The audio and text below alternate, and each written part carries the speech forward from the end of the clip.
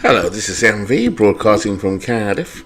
This is a broadcast of a Bingo League exhibition game, and this is also me trying to get my Manchester Red Bolts to perform. You see, we've all been submitting our BBX files, and the more we submit them, the more we see weaknesses in our team. So at the moment, this is the focus on my Manchester Red Bolts, but obviously I think I've got the latest version of what's going on. And at the moment, in this particular one, I am playing as Manchester Red Bolts, but I also believe they're set up to play in Ebbets. Thank you, Steve Tate, for helping me to mess around with this file. And I've taken them out of Ebbets just to see how they perform in Coors Field.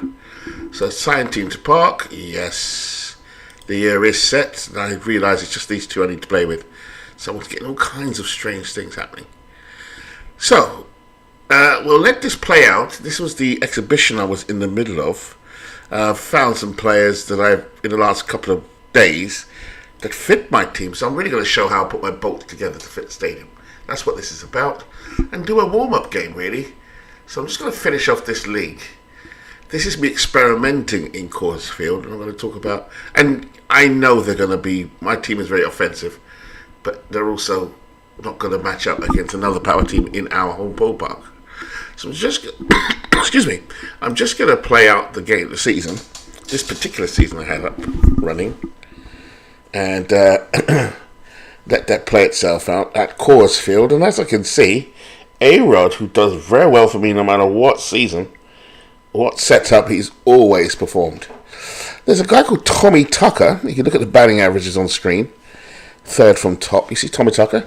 I found him a week ago. He was in my squad. I did draft him all along as sort of a backup, but he's performed exceptionally well for me. So it's made me rethink. Josh Gibson performs at Coors. He should perform very well.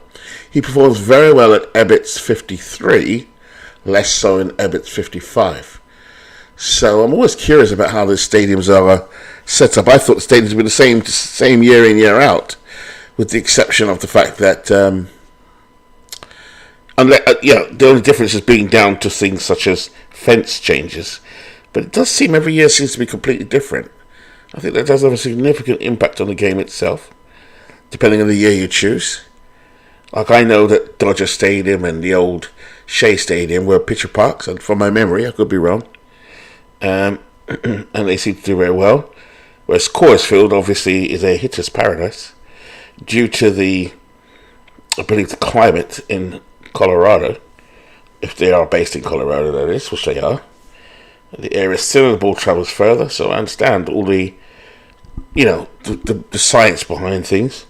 When I say I understand, I'm beginning to understand more and more. So just play out this league.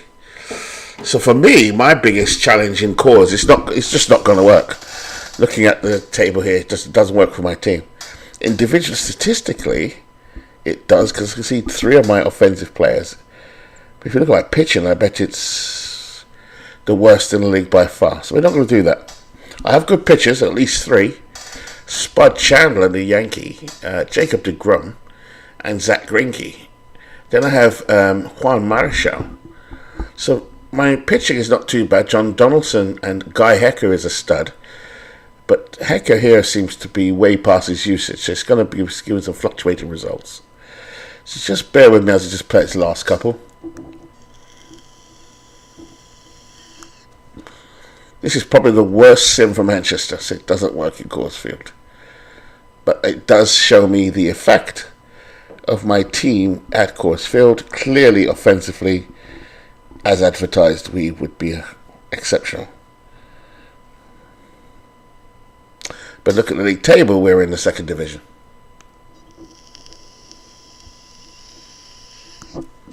And the ERA of my pitchers would be through the roof. Of that, I'm absolutely certain. So, welcome to the channel.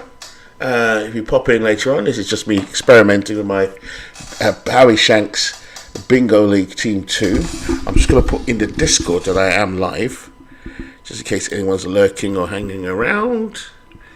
And we'll put it in my main McGreevy.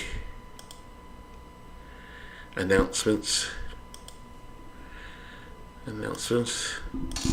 Live.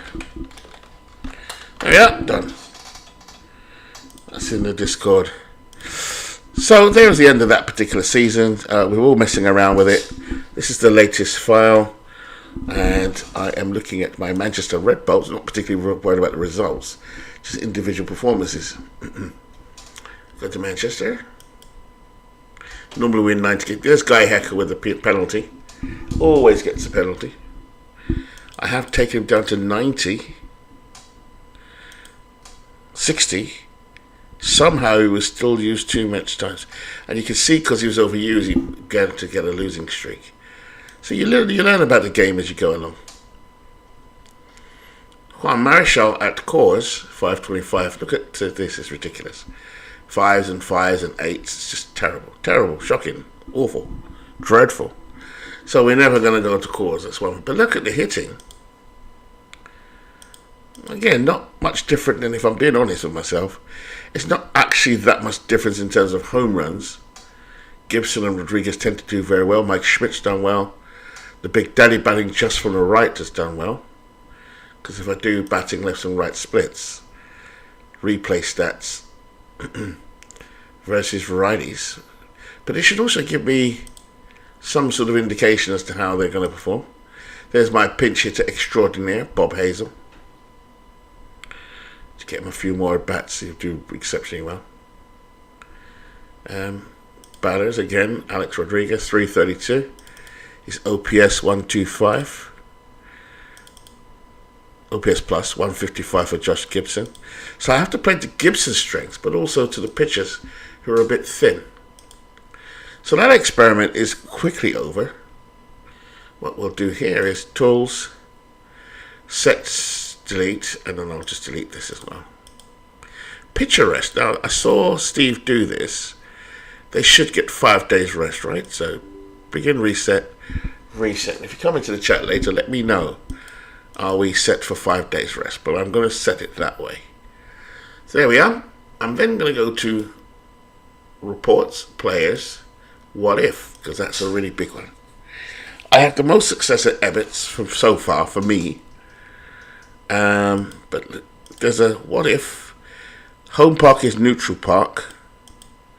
I have no idea about all the stadiums. I just know some. So, for example, I know Ebbets fairly well.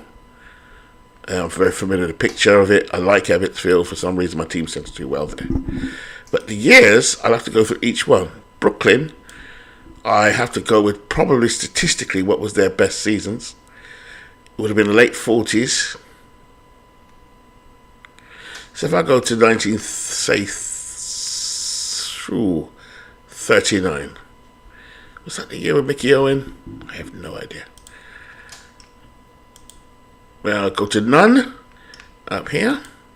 As I say, I'm just tinkering around with fields. Batting. Refresh. So all the teams come up, and we're looking for Manchester. Not Mudsville. Manchester. There we are.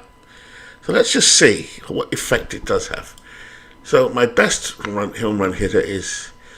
So Mike Schmidt, for example, if he played in 1939 Ebbets Field, 31 homers, 316, his average drops. Everything drops for Mike Schmidt, so that's not good for him. Andy Semenick, however, slight improvement. Josh Gibson, I need him to perform at his best.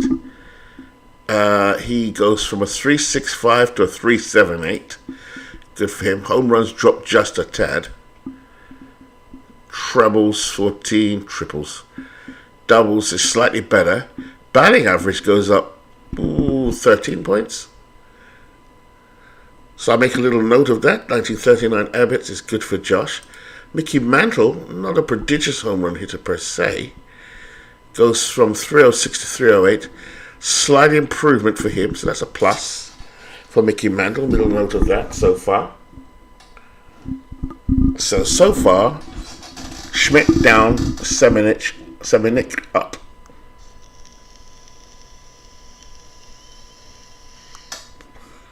Mickey Mantle up. Cecil Fielder up. Chick Stahl looks like 351, stays exactly the same, more or less, although he's slugging slightly down. Chick Stahl. Let's have a look. I like Chick Stahl actually. 351, 351, 426, 426. So he's something slightly different. Yes, slightly more home runs. Like 3. It's not going to make much difference. Ted Williams. We need Ted to perform. Ted's batting average goes down. So although it's good for Gibbs, it's not good for Ted. But the drop-off is, in terms of RBIs, not RBIs, walks, the same. It's a slight drop-off for Ted Williams. A-Rod tends to be good wherever I put him. Proving it yet again, A-Rod will do very well. For some strange reason, that A-Rod here is just amazing. Whatever it is, it's not his best year. He's actually quite young here. But he seems to do very well.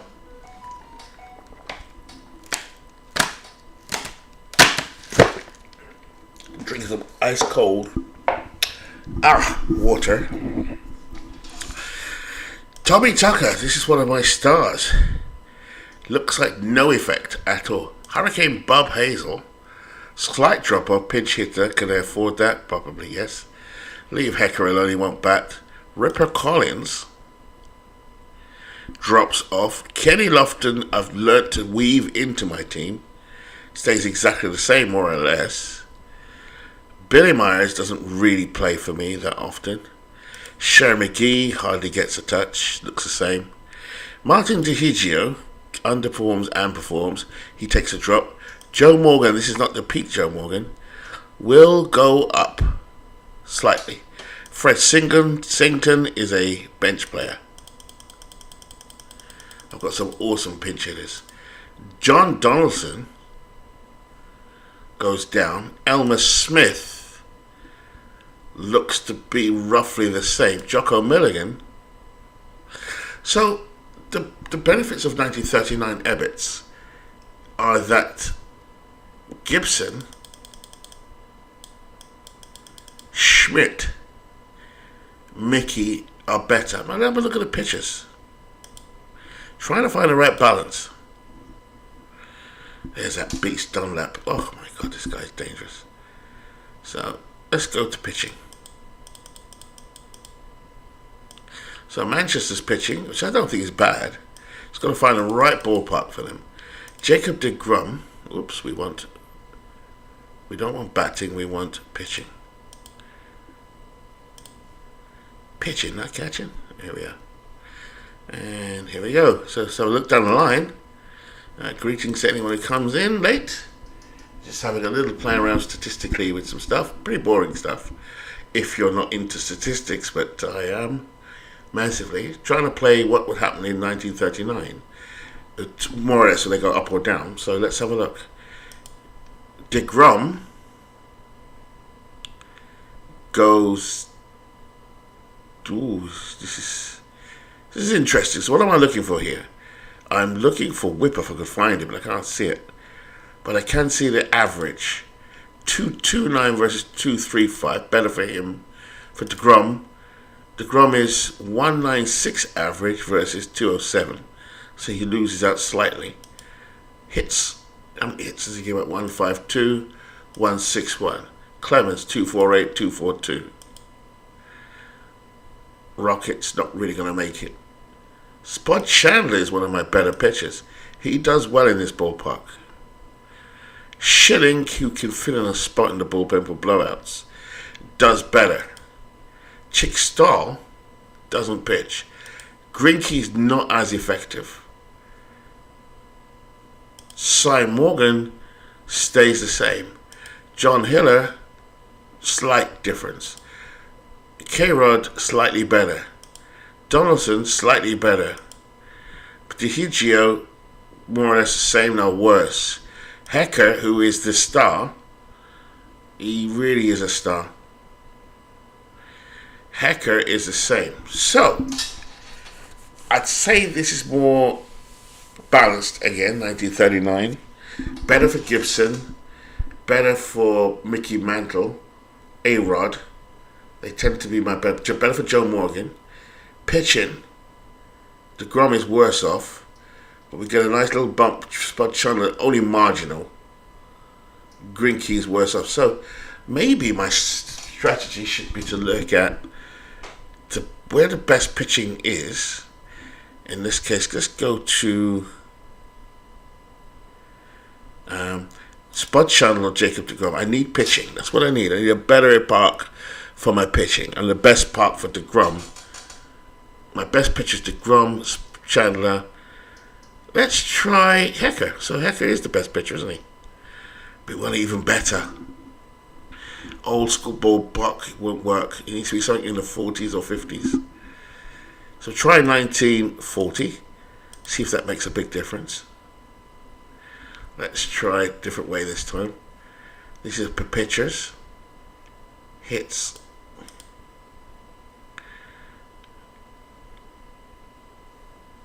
Ks. No. What's going to be the best way to look at this? Just by team. It's much easier.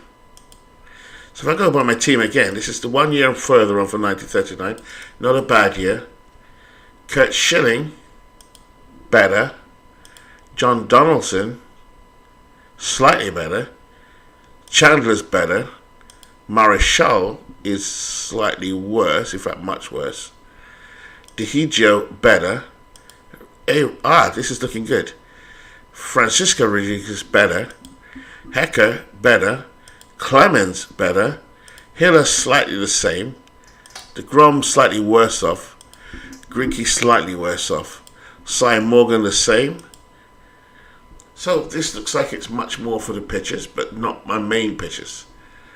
It's not going to work. Let's have a look at the offense. Batting. 1940 Abbott's Field. It really is a challenge.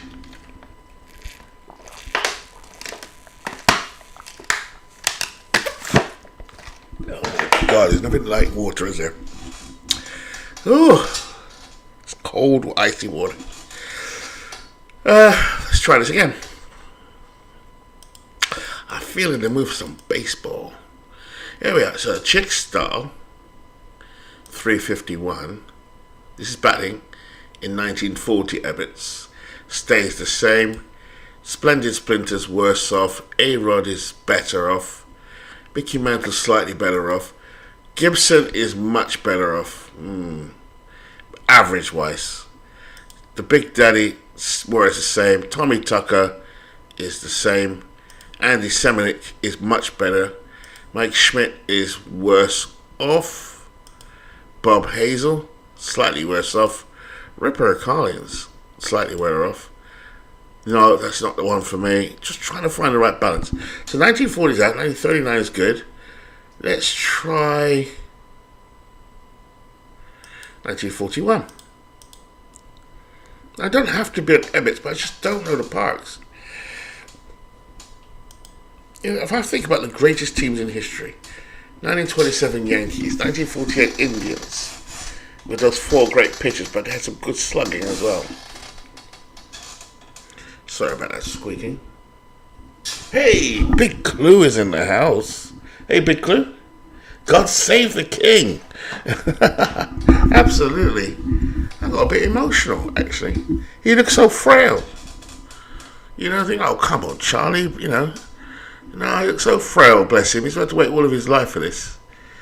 You know, and the two sons are losing all their hair, and it starts to make you feel a little bit old. What I'm doing, Clue, I was just looking at before I broadcast an actual game, was just looking at playing around with those ballparks. My Ebbets Field, I just did one with Coors, and we stunk. We really were awful. Offensively, we're amazing, but pitching-wise, pitching is so I'm trying to find one that's pitcher-friendly, but not necessarily going to take away my offense, which tends to be first or second. 1955 Ebbets is the best so far. 53 is not too bad, but I'm looking at Ebbets Field, 1941. But I'm also trying to think logically what would be a balanced ballpark. Greetings to anyone coming in, like I said. This is just me playing around with the What If feature on Action PC 23, getting ready for the opening day on the Howie Shanks Bingo League, which you can catch on Beatles Eternally channel, Steve Tate's channel, and my channel here. And we should be starting any day now, maybe even tomorrow. But I'm still playing around my ballpark. I think I've submitted 55 EBITs, but I'm still looking at other EBITs, so I might just do a little change. This one looks good. This one is actually looking good. Let's have a look. Mike Schmidt, top of the page, 316 at normal, but he takes a significant drop. But he's a good fielder, not that worried. Teddy Ballgame takes a drop. A-Rod takes a bump. Cecil Fielder, same. Mickey Mantle, a slight increase. Andy Samanick, a good increase. Stahl, the same. Elmer Smith, the same. Tommy Tucker, the same. Hurricane Bob Hazel, a slight drop and nothing bad. Joe Morgan, a slight bump. Jocko Milligan, the same. Fred Singleton, the same. John Donaldson, slight decrease. Martin DeHigio, decrease. Sharon McGree, same. So for me, this is looking like I don't see. Where is Josh Gibson?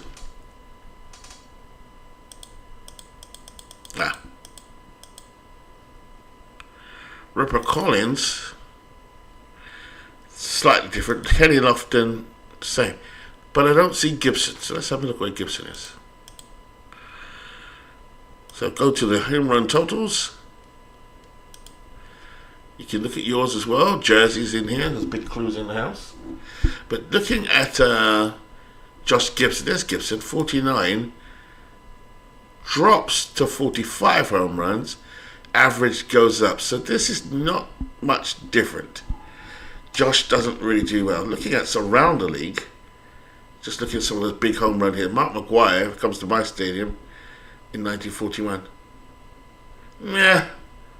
Pitching should be different. I think I might have found the one I'm looking for. Pitching should be different. Let's have a look, shall we? Manchester. Let's see if there's a big difference. I've got a funny feeling Dodgers did well in 41. Let's have a look. Roger Clemens, not from the era, has an increase. It gets better. Bud Chandler gets slightly better. Hiller has very minimal effect. Schilling, much better, or much better. Cy Morgan, the same. Martin DeHigio drops slightly. Donaldson drops slightly, so that's good. When I say drops, they're better off. DeGrom, on the other hand, slightly worse off. Hits-wise, where's his hits? 161, 152. Hacker, the star, is the same. White Marichal is slightly worse off. We don't want that. Francisco Rodriguez is better off. Greinke is slightly worse. Oh my God. So neither way I chop it is going to work for me. It really isn't. So I just have to grin and bear it. I have one more thing up my sleeve. Greg Maddux is Atlanta. That makes sense. You're thinking about ballparks that can work. Hey, Steve. I'm just playing around with the settings one last time. I just did Coors Field and we were disgusting. We were just not good. But I'm just thinking out loud about my ballpark. It's 55 EBITs at the moment. 53 is also good, just a bit more pitcher orientated, whereas 55 is a little bit more balanced, probably suits me best. But I'm also thinking with 41. But then I had an out loud thought. One of the greatest pitchers of all time is Greg Maddux. So Greg Maddux, was it Maddux with all those great pitchers? Was it the coaching or was it the stadium? Atlanta. Any comments? Where did they play? Is it Fulton? Fulton Park? Is it Fulton? Fulton County Stadium, I think it is. Well, big clue. is saying accept the randomness. I know, but I've gone down a rabbit hole with this stuff. So if I go to 1995, which I think is one of Malik's great years, one of the 4 dominant years, but let's choose 95, and let's go pictures. Did they play at Fulton County Stadium? I'll soon find out. They did. Go to Manchester on here, and let's just see, shall we? DeGrom, 196,207. Already the experiment is over. Roger Clemens is worse off. Spud Chandler, slightly better. Schilling, who won't be used, much better. Greenkeys is just not much different. Cy Morgan, Donaldson, DeHigio, Hecker. Nah, nothing to write home about, sadly. And the batters, let's just have one last look. Refresh. Before we get into a ball game. And then just do home run hitters in general in the league. Mark McGwire at Fulton County Stadium is the same. The launching pad. And, well, thank you, Claire. Maddox is not influenced by the ballpark. It's just brilliance, I think. Because he was a Cub before that, wasn't he? And he still performed. So, Sammy Sosa, if they were playing in my part, let's look for my guys. Here's Big Daddy's fielder. Slightly, depending, average goes the same, down up a couple of points. 2 home runs less, but he's not less effective, I don't think. But Josh Gibson's my main man. 49-49, stays exactly the same. Big Clue, the real Big Clue, 49 home runs, drops down to 32. I just find it incredible how this all works.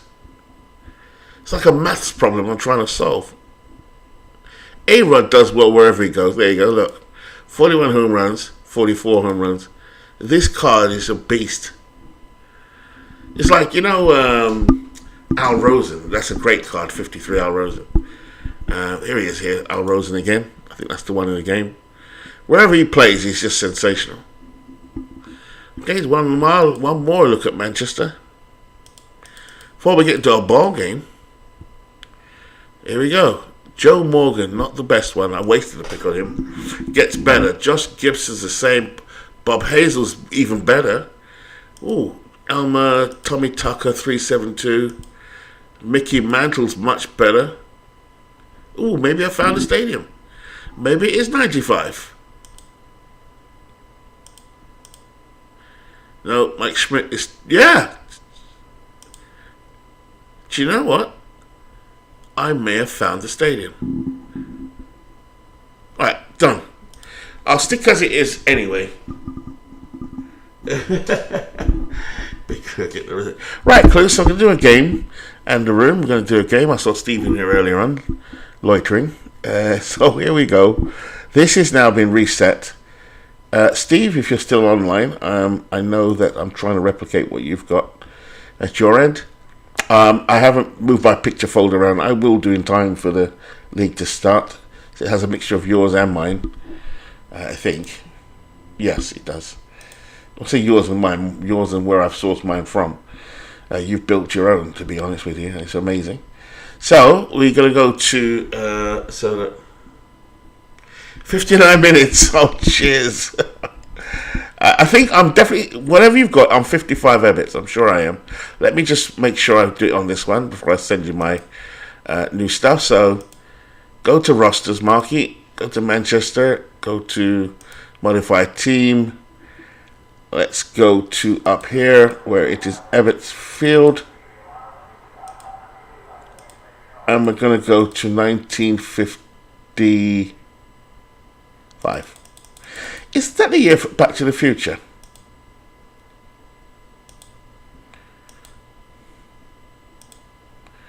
There we are, 1955.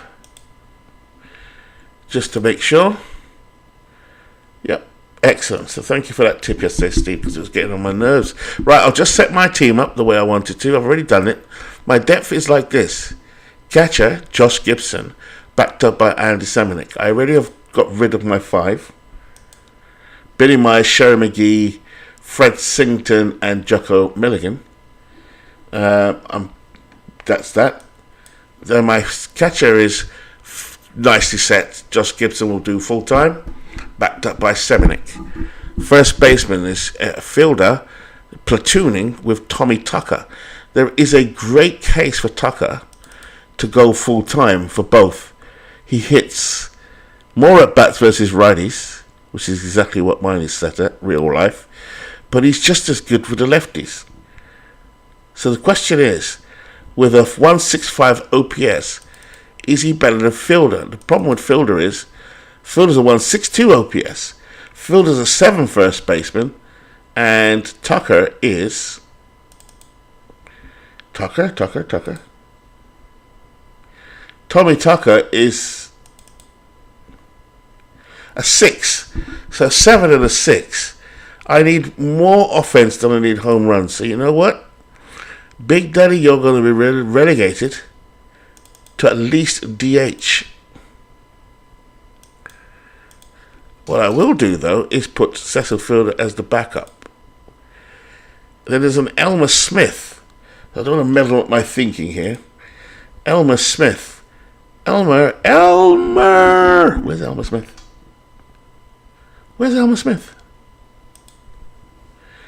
Elmer Smith should not even be a backup. So my backup here will definitely be, going back to this little function here that I quite like, it will be, not Dihijo, it will be Cecil Fielder. So Cecil Fielder will back up here.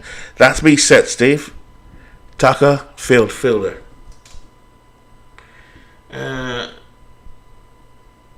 No, I don't want to stay. Big Clue trying to confuse me here. I think you want to start Andy Seminick at catcher. Well, let me just see something here. Actually, he's good. He's a 7 catcher rating and a 7 arm, and I think he actually does well.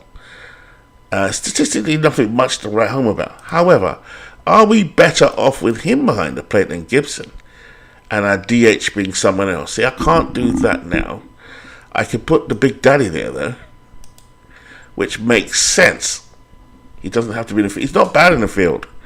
Elmer Smith. Why am I so fixed on Elmer Smith? I don't know. Elmer Smith is a 156. He's an early century player, though, and they tend to be quick. Is he a DH for me in my game? Yes, he is. Yeah, he makes sense to keep him as he is. So Elmer Smith stays. Cecil stays, and that's my DH is set. I could put Seminick at catcher and bring Gibson to play center DH. But if we're pausing every week or whatever we're pausing, I can fix that. Second baseman is set. Well, is it? Because Dihijo tends not to perform because he's doing both jobs, I think. So, Joe Morgan, who has not played both places for me, he will now start both. He was platooning. This is to get us to be world champions, by the way, fellas. There's no messing about here in Manchester. Martin Dihijo will have to be his backup. Third baseman, Mike Schmidt. Schmidt doesn't tend to do overly well. Not bad. Some sims he hits 30 odd home runs. Some sims, but he doesn't dominate. Big Clue's trying to mess with my head. 55 minutes to trade Josh Gibson. Shortstop, A-Rod is probably the best of the lot. He is sensational. Left field, Ted Williams doesn't overly do well, backed up by Elmer Smith.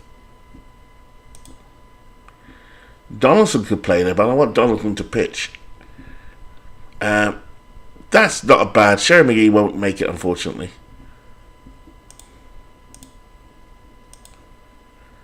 There's got to be some better buttons for this. Center field, Mickey Mantle and Donaldson. But I want Mantle to play all of it, so forget Donaldson. Forget you, man. Forget you. So, center field is all Mickey. with some Dihigio, I suppose. Or do I put Kenny Lofton in there as a backup? See, this is the one thing about the game. I can't work out how to limit certain things. So limit against right field. Still not convinced on Chick-Stahl. It's got to be Dihigio. It's Dihigio or Stahl. Stahl starts off really well. I know that for a fact. Stahl is a 148 OPS. Dihigio is a 140. Ooh. Chicky, who is a lifelong Bolt, will start. Dihigio will be second. Somehow Dihigio will find his way into the team. And then finally, DH, I've already set. So now we're good. Finally, the rotation. That rotation's a bit weak. Hecker will be used too many times. So Donaldson will join him. Hecker is on a 60 EPC. Marshall needs to step up here. And I've got Cy Morgan in the bench. So let's have a look. Schilling. Yeah, that's exactly how I want it. Okay. Here we go. So we'll do a ball game. So shall we do a ball game? Yeah, Clue will do a ball game. I'm definitely not putting you against Jersey. Let's have a look now and see how they perform. So in the background we'll do a scheduled league game. And new season. Let's do it. And let's see what happens. So just a quick run through before I start the ball game. See if Manchester do any better. Since everyone's updated their BBXs, I've had to go back to square one. Oh dear. Normally it's Jersey and Steve's team is at Detroit that takes off quite quickly. Looks like we're off to a good start though. Nice. We're off to a great start. Nice.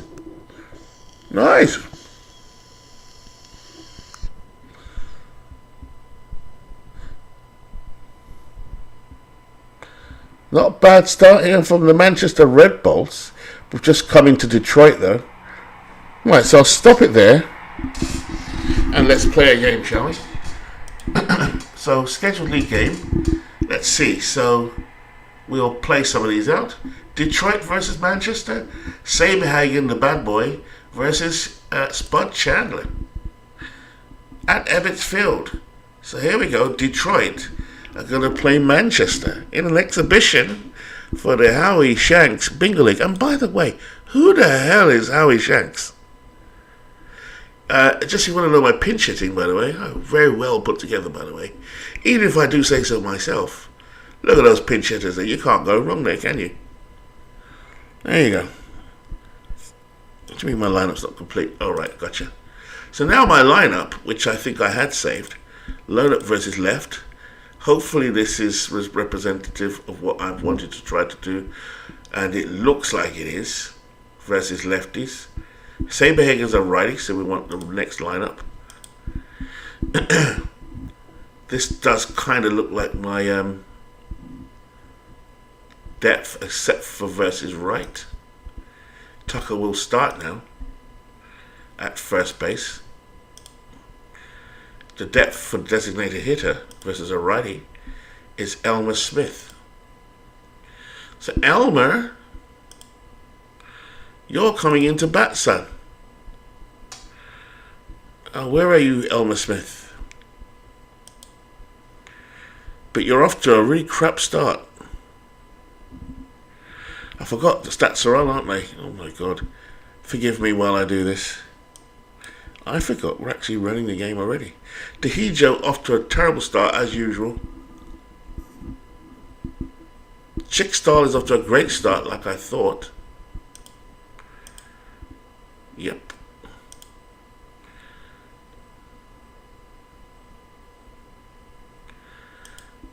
Stahl for Dihigio. I think I'd saved this lineup before, you see, that's why it's reverting back to it. I wish they'd make this game just a little bit more simpler. For simple people like my good self. DH against a righty should be Smith. So Elmer, where are you? We need you. Elmer Smith will come in at DH.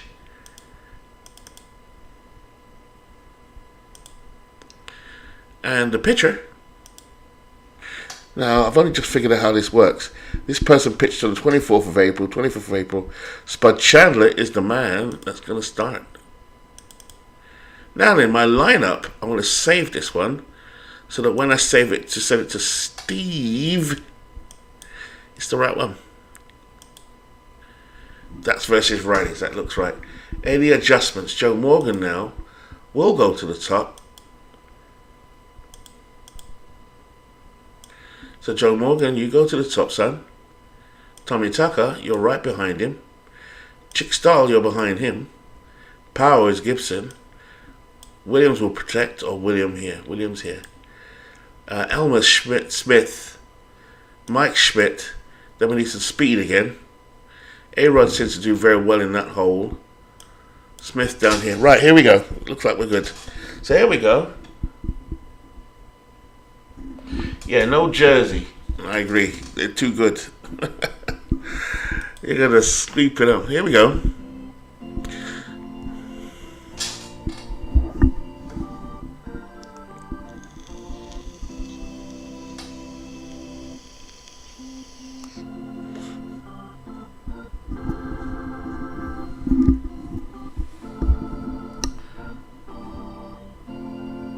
Here we go, ladies and gentlemen. Welcome to Ebbets Field for today's game between Detroit and Manchester. Detroit, managed by the erstwhile Steve Tate. This is 1955 Ebbets Field, which does have a plus 38 home run effect on right-handers. Expect to see some of my guys hit out, but also look at that lineup from Detroit. It's almost unfair. Looking for that second baseman, Fred Dunlap, who is the find of the whole thing. In fact, I'm beginning to wish I didn't even want to play this game against Detroit. They usually kick my ass. Anyway, starting for Detroit is the 1989 version, I believe, of Brett Saberhagen. And most of us are the same age that have participated in this league know that Brett Saberhagen used to have one good year followed by an absolute stinker. I'm sure he got 2 Cy Youngs in that step. Steve Young is hollering from the stands, saying his team will do well today. Welcome, D. Scott Howard. Fear the Lumberjacks. He said he can't hear. Hopefully my volume is okay. Hopefully the volume is good. Just let me know if it isn't. So Spud Chandler, the man who was renowned for throwing a lot of junk for the New York Yankees, he will start. He's one of my erstwhile starters, one of my solid dependables, along with Greinke and DeGrom. And Marichal was involved in a recent trade recently also, and was swapped for Sandy Koufax. Anyway, Chandler has made 3 starts on the year. He's 3-0 with a 3.65 ERA. His first start against Detroit today, and it's 61 degrees here. Wind speed is 5 miles per hour in from right center field. Play ball. Stepping up is Joe Jackson. Yes, shoeless Joe Jackson. 396 so far.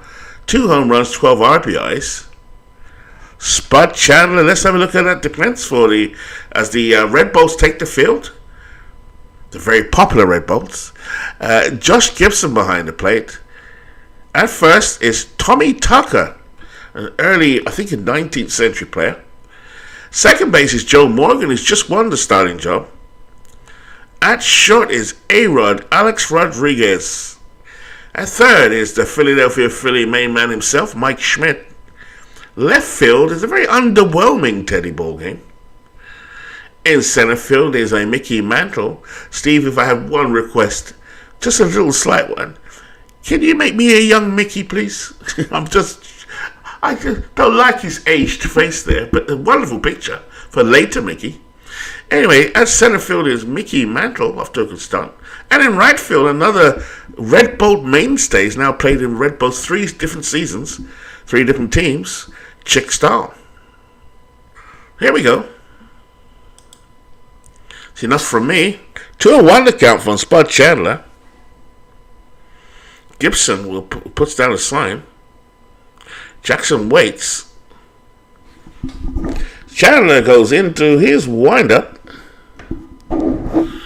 It's 2-1, as I say. He's taking his time here. And it's hit the third. Schmidt gloves it. And over to Tucker, 1 away. It's a nice day here at Ebbets. What a wonderful stadium render we have here. I know that Steve Tate has done a lot more as well. Here we go. Have a quick look at Steve Tate's team here. He's got 2 400 hitters at the top of his lineup. One should be in the Hall of Fame. That's definitely Shoeless Joe Jackson. If Steve could educate us a little bit more, or Big Clue, or anyone in the chat know who Fred Dunlap was, because he really is the steal of all the drafts. So we all know this secret now, Steve Tate. Although Steve had not really much influence on it, because the years are chosen randomly. But Steve and I sat down one Sunday, and he was showing me all about Fred Dunlap. And I was waiting for him, and I couldn't get him. But how can I complain? I got Josh Gibson. Anyway, so here's the next man up at the plate, Fred Dunlap himself. A 306 start for Dunlap so far. If you hear me rattling around, it's because I just dropped my charger on the floor. Bear with me 2 ticks. There we go. Back in service again. Chandler now will go into his windup. 1-2 to count. And lace to center field. Mickey Mantle drifts to his left. Gloves it, and that's 2 away here.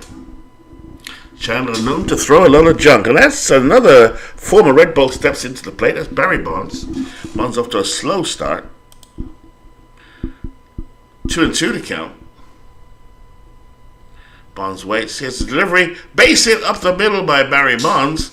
Mantle gets onto it. So Barry Bonds opens up the base running for Detroit, and he is on first. Brings up Mark McGwire. He's done very well in all the sims so far. But as we do that, we have a bit more information on Fred Dunlap here. As Big Clue is passing on some information. Dunlap was the greatest second baseman of the 1800s, or the 1880s. Hall of Famer Negro Leaguer Frank Grant was nicknamed the Black Dunlap. I did not know that. That's how well regarded Fred was in his day. In 1884, a standout season, that's what we got here. However, because Dunlap dominated the very subpar Union Association, he was a perennial all-star caliber player, besides just that season, of course. D. Scott Howard has said he's had some confusion with DK Sports. They sent an F-ball link instead of a basic baseball link. So, they upgraded me to the deluxe version of the 23 with extra. What a great customer service that is, D. Scott Howard. It's amazing. Hey, there's my man, Ken Castro. Ken, I am absolutely engrossed in these 19th century players. Jack Glasscock was one. Sadly, I couldn't draft him this time round. I found Tommy Tucker now as well. Elmer Smith is another one. Here we go. Chandler now. McGwire waits. Runner on first. Chandler checks in. 1-1 account. Line drive to center field. So big Mark McGwire's on. That brings up Hank Aaron. What a lineup this is. It's almost unreal. Almost unfair. Joe Jackson, Fred Dunlap, Barry Bonds, Mark McGwire, Hank Aaron, Joe DiMaggio, Johnny Bench. Is that JT Snow? No, Felton Snow, a Negro Leaguer. Steve could tell us all about him. And Davy Concepcion. That's a powerful lineup. So Chandler's got 2 men on here trying to get the out. That brings up Hank Aaron. Hammering Hank Aaron. May he rest in peace. 0-2 to count. Blue per towards center field. Bonds will come around. Williams doesn't go to strong arm. And Barry Bonds will lope home. And it's 1-0 Detroit. I know, Ken. I'm slowly becoming a 19th century maniac. So, thanks to yourself and good old Beatles and Steve and Big Clue and everyone else. Hello, Legends Universe. Welcome to the chat here as well. Nice to see you. We've got everybody, all the boys. Where's the main man? Where's Beatles? Where's Robbie Wahlberg? Has he got a girlfriend all of a sudden? Here's Joe DiMaggio up, a man who will get on base somehow. Still 2 men out, 2-1 the count. And a ground ball between third and short. A-Rod moves to his right, gets it over to Tucker, and that is the end of the inning. So 1 run will score. 3 hits, no errors. After 1 half inning, Detroit, Steve Tate's Detroit, boo! 1, Manchester, nothing in this exhibition game. One of the last exhibition games that there is before we get to the main events. So on the mound now is that curiosity of Brett Saberhagen, who has 3 of the best pitching seasons of all time. At least he's got 2 Cy Youngs, I'm sure he does. The man who would pitch 1 good year, followed by a bad one, followed by a good one. Go figure that one out. Let's look at who's in the field. Johnny Bench behind the plate, a 9 arm. In first base is Mark McGuire, satisfactory at first base. At second base, the Fred Dunlap, I reckon the star of the league. At shortstop is one of the big red machine, Dave Concepcion. At third base is a man I don't know too much about, although I've done some research, Felton Snow. In left field is the man himself, Barry Bonds, one of the most notorious players in MLB history, but yet he should be really known for his athletic prowess. Center field, Joe DiMaggio. In right field, the fantastic Hank Aaron. Steve's put together a powerful side, but the question is, can his pitching hold up? Here we go. Leading off is Joe Morgan. Corners are in for Joe. Bats .237 against righties. First pitch. And Joe Morgan makes contact. McGuire has it, and that's 1 away.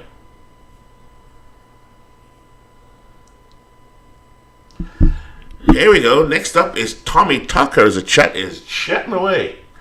Tommy Tucker coming in for the left-hand side. A find. Done very well in spring training. 0-2 to count.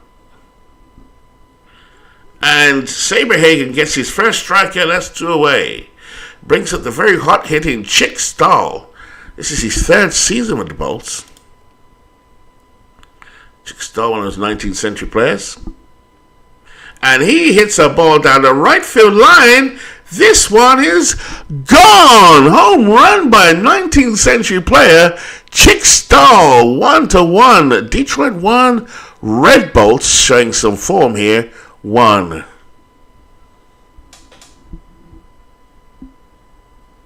Here we go. So now this is Josh Gibson, one of the greatest Negro Leaguers of all time. 2-0 the count from Saberhagen. A long fly ball hit to center field.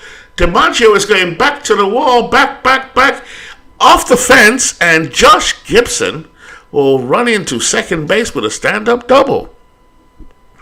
So the Manchester Red Bolts showing some strength here. That brings up Ted Williams, Teddy Ballgame. Left-hand hitter. Should get a little bit of a bump in his batting average from Ebbets. Nice sunny day here in Brooklyn. Well, it's actually Brooklyn, Manchester, Brooklyn. Saberhagen with the 0-2 got him. So Williams strikes out. End of the inning. 1 hit, 2 hits, no errors after 1. Detroit 1, Manchester 1. Yep. Chick Stahl, he's just something else for me. He's good in the field. Good right-hand hitter. Good hitter, left-handed hitter, sorry. See, I've got hiccups. He's doing very well. Here we go. Leading off is Johnny Bench, one of the Red Machine. There's 2 Red Machiners on the team. Well hit fly ball to the left. The ball is flying today. This was going back. Williams is going back. And he, at the track, gloves it. So 1 away. Brings up Felton Snow. If Steve is still in the chat, let us know about Snow. Felton Snow, right-hand hitter after batting .308 so far this season. 0-2 to count. struck him out. Chandler not really known for lots of fast pitches, but he has the jump. He will nibble on the outside, and he will make you look like a fool. Here's Dave Concepcion now, the weaker hitter in the lineup, and he strikes out. So that's the end of the inning. Quick work there from Spud Chandler, a player that's very underrated, I feel. So that brings up Mike Schmidt to the plate. So here we go. Mike Schmidt now leading off the bottom of the second inning. Saberhagen has 2 strikeouts. The shift is on. 1-1 to count. And Schmidt pops it up to third. Felton Snow, the Negro Leaguer, will drift into near the stands. And that's a put out for 1 away. Detroit 1, Red Bulls 1. Brings up Mickey Mantle. This would have been the season just before his breakout season. Mantle batting from the left. 3 balls, 1 strike. And Saberhagen loses him, and Mickey Mantle will now go to first. Loving these Negro Leaguers, loving the blend that Steve's put into this, particularly with the 19th century players that have been available from the Union Association and is it the American Association. Really have to know your players. Here's another one, Elmer Smith. So Ken Castro, thank you for getting me to love the 19th century. Beatles eternally got me to love Deadball. So now I'm beginning to know the players. Here's the 0-2 pitch from Saberhagen. Fly ball towards center field. DiMaggio will run towards it, and that is another out. Mantle holds up first. I was reading about a game yesterday. Is it Stratomatic? Which I've never played. Never played it. I'd love to play it. I've always been turned off it a bit, actually. But how, during the Vietnam War, I mean, the game was so popular that after the fighting would stop or cease, they'd break out their strat boards and start playing Stratomatic. I thought, wow, it must have been such a big game back then. It's still a big game now, but we're talking about generations of people that play board games. And I look back and think, wow, playing it during a fight, a real, gunfight, that's something else. That's dedication to your sport. Never mind board game. Here we are. It's Brett Saberhagen trying to get the third out here. Alex Rodriguez at the plate. Morgan will be back next if he reaches safely. Here's a 2-2 and a weak fly ball to center field. Joe DiMaggio gracefully comes over and gloves it, and that's the end of the inning. So nothing across in the bottom of the second after 2 complete. Detroit 1, Manchester 1. I'm very intrigued, Ken. Very intrigued. So Joe Jackson steps in. It's 3-2 from Chandler, and he walks him. So Detroit have something going in the top of the third. Jackson a threat to steal. Dunlap up at the plate. Runner on first. And there goes Jackson. Gibson fires down, and Jackson has his 5th successful steal of the year. So Joe Jackson leading off. I didn't know Joe Jackson was a leadoff hitter, but he appears to be right now. Welcome everyone in the chat. You're most welcome. You know that. My brothers in arms have invited me into the community a year ago. I was invited a long time before that, but I found my home, and I'm really pleased to be here. And getting to know everyone's channels as well. I watched Legends Sports Universe channel to see him do his MLB The Show stuff, which is absolutely amazing. I learned from Big Clue with all sorts of subjects all the time. He seems to be a historian. So Big Clue says, at Ken Castro, one thing I don't get is why the APBA baseball cards are blue backs instead of green. I saw the green backs for the golf cards. Gorgeous. Green baseball makes sense to me. Please comment, everyone. So Jackson's at second, and it brings up Fred Dunlap, almost guaranteed a hit. Oh, one from Chandler popped up to short. I shouldn't be so defeatist. And Rodriguez has it, and that's 1 away. Here's Barry Bonds, 1 for 1 so far today. Chandler into his wind-up, 0-2 the count. Runner on second. And Barry lunges and misses. That's what Chandler will do to you. Spud Chandler. Can anyone tell me a bit more about Spud Chandler? I read a book way back when. I keep talking about it, the summer 49. I think he was a Yankee then. I definitely read in Peter Gollenbook's book about the Yankees. I think it was like 49 to 59. The dynasty, basically. And he talks about Spud Chandler, I think. Here's Mark McGwire, 137 hitting at the moment, hitting that much. And he rips a ball down the left field line, and it's foul. McGwire steps back in, 3-2 to count, and a bit outside, and Chandler's junk doesn't work for him this time. So 2 men on, and it's Hank Aaron up, and he's 1 for 1 today. He singled to left center last time up. He's batting 302 so far in the season. Here's the 1-0, and a deep fly ball from Hank Aaron, and Hank sadly puts it in the gloves of Ted Williams. Sadly for Hank, but not for me. As we go to the bottom of the 3rd inning now, and the score is knotted 1-1. I've got a feeling. Thanks, Big Clue. Much appreciated. I've got a feeling in this All-Star League that Saberhagen's going to do well. I don't know what it is, he seems to do well. Here we are, Joe Morgan at the plate, 1973 Joe Morgan. Shallow fly ball to left center field, and Barry Bonds will glove it. That's 1 away. Brings up 19th century Tommy Tucker. He's holding his own, batting 362. Saberhagen with the 0-2 pitch. Struck him out. So just as I bigged him up, he strikes out. Brings up Chick Stahl. Stahl hit a very surprising home run down the right field line in the 1st inning. Having a good start to the season. Saberhagen's got 3 strikeouts. Here's the 1-2 count. Struck him out. So Brett Saberhagen, the Kansas City ace, in real life, has struck out, I think it's 5 now for the game. So we go to the bottom. We go to the top of the 4th inning, and Joltin' Joe DiMaggio will lead off for Detroit. Chandler still throwing his junk. Bench is up next. Here's the 1-1. There's a ground ball hit to Joe Morgan, who will field it. Chandler has it, and that is the 1st out. Joe Morgan here. This is a Joe Morgan, not the one I had last season. This is a 1972 Joe Morgan. He's 29 years old. And he had a 150 OPS, which is outstanding. But this is not 75 and 76 Joe Morgan, who I had last year, who was a walk machine. Here we go. Johnny Bench steps up. Here we go. That brings up Johnny Bench. We're waiting. 1-0 to count to Bench. It's a ground ball to 3rd. And Schmidt goes to his left smartly and throws over Tommy's head, and that's an error, and Bench will jog on to 2nd. So Schmidt gloved it, hurried his throw, and threw it over Tucker's head. It's an error there on Manchester. 1 out, score is tied 1-1. Here's Felton Snow, the Negro Leaguer, 1-2 to count. He hits it to left, great play by Rodriguez.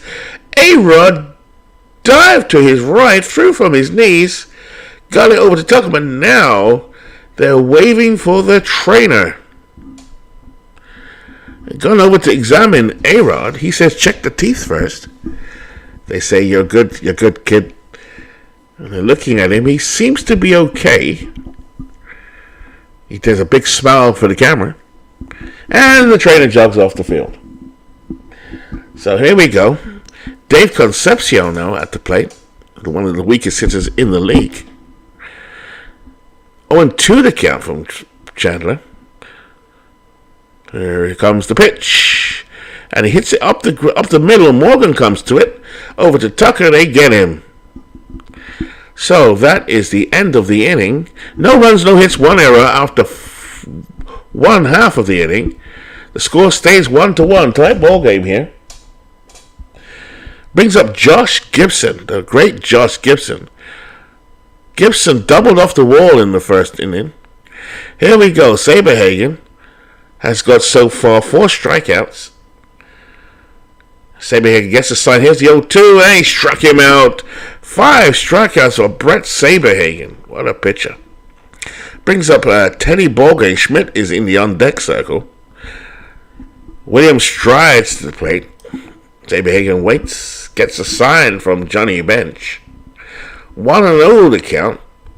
And a ground ball hit to McGuire, who was waiting for it. And Teddy Ballgame is out. Oh, and now he's limping. What has happened to Ted Williams there? He ran past first base. Seemed to twist his ankle. Oh my. Thank God this is exhibition, not league. Here we go. That brings up Mike Schmidt, this powerful lineup for Manchester, but not as powerful as Detroit. Schmidt waits. 0-2 from Saberhagen. There's a deep fly ball down the left field line. Bonds is going back, and he has it. So that's the end of the inning. No runs, no hits, no errors after 4. Detroit won, Manchester won, and now we have an injury to replace. We are hearing that Ted Williams has definitely sprained his ankle, and he's out of the ball game. So now we need a left field, and bear in mind that Tucker is already playing first. We still have some good players, though. We will go with Martin DeHigio. One of the best Negro Leaguers, all-purpose, multi-position player. Here we go. It's Joe Jackson. Shoeless Joe, 0-1 today. Chandler still pitching well. And there's a line drive up to center field against the wall. Mantle has it. Throws to second, and Shoeless Joe in there quite easily. And he's on second base. Brings up Fred Dunlap, dangerous hitter. Hits all around the park. Chandler waits for Gibson. Gibson puts a sign down. 1-1 the count. Runner on second. There's a base hit to left field. No. DeHigio has just come on. Moves to his right and gloves it. So they've held Dunlap to nothing so far. But here's a dangerous Barry Bonds. Lots of booze going up around the park. Barry comes in. Looks at the pitcher. Intimidating stare. Chandler waves off a few from Gibson. And it's 1-2 to count. 1-2. Here's a line drive down the first base line. A run will score. So Barry Bonds looking good so far. And he drives home another run. So Joe Jackson scores. And Detroit goes back up ahead 2-1 in this tight ball game. Maybe the Detroit team can blow it wide open. Steve Tate's definitely encouraging from the dugout. Here's the wind-up. 3-1 the count. McGuire waits. No, they're going to let him go. So McGuire goes down to first. They're going to get to Hank Aaron for the double play. Interesting. Hank Aaron was once the home run leader of all time. Some believe he still is. Aaron steps in against Chandler. Aaron fly to left to the third. DiMaggio is on deck. Here's the 1-2. Deep fly to center field. This could go. Mantle going back. He crashes into the wall but makes the catch.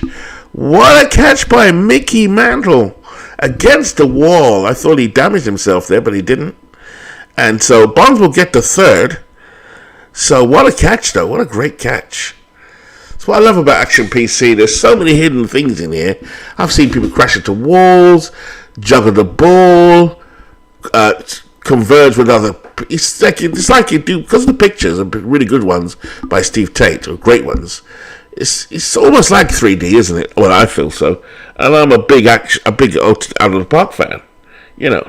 But I do like that. Here we go. Here's Joe DiMaggio 0-2. Chandler goes into his motion. 1-1 the count.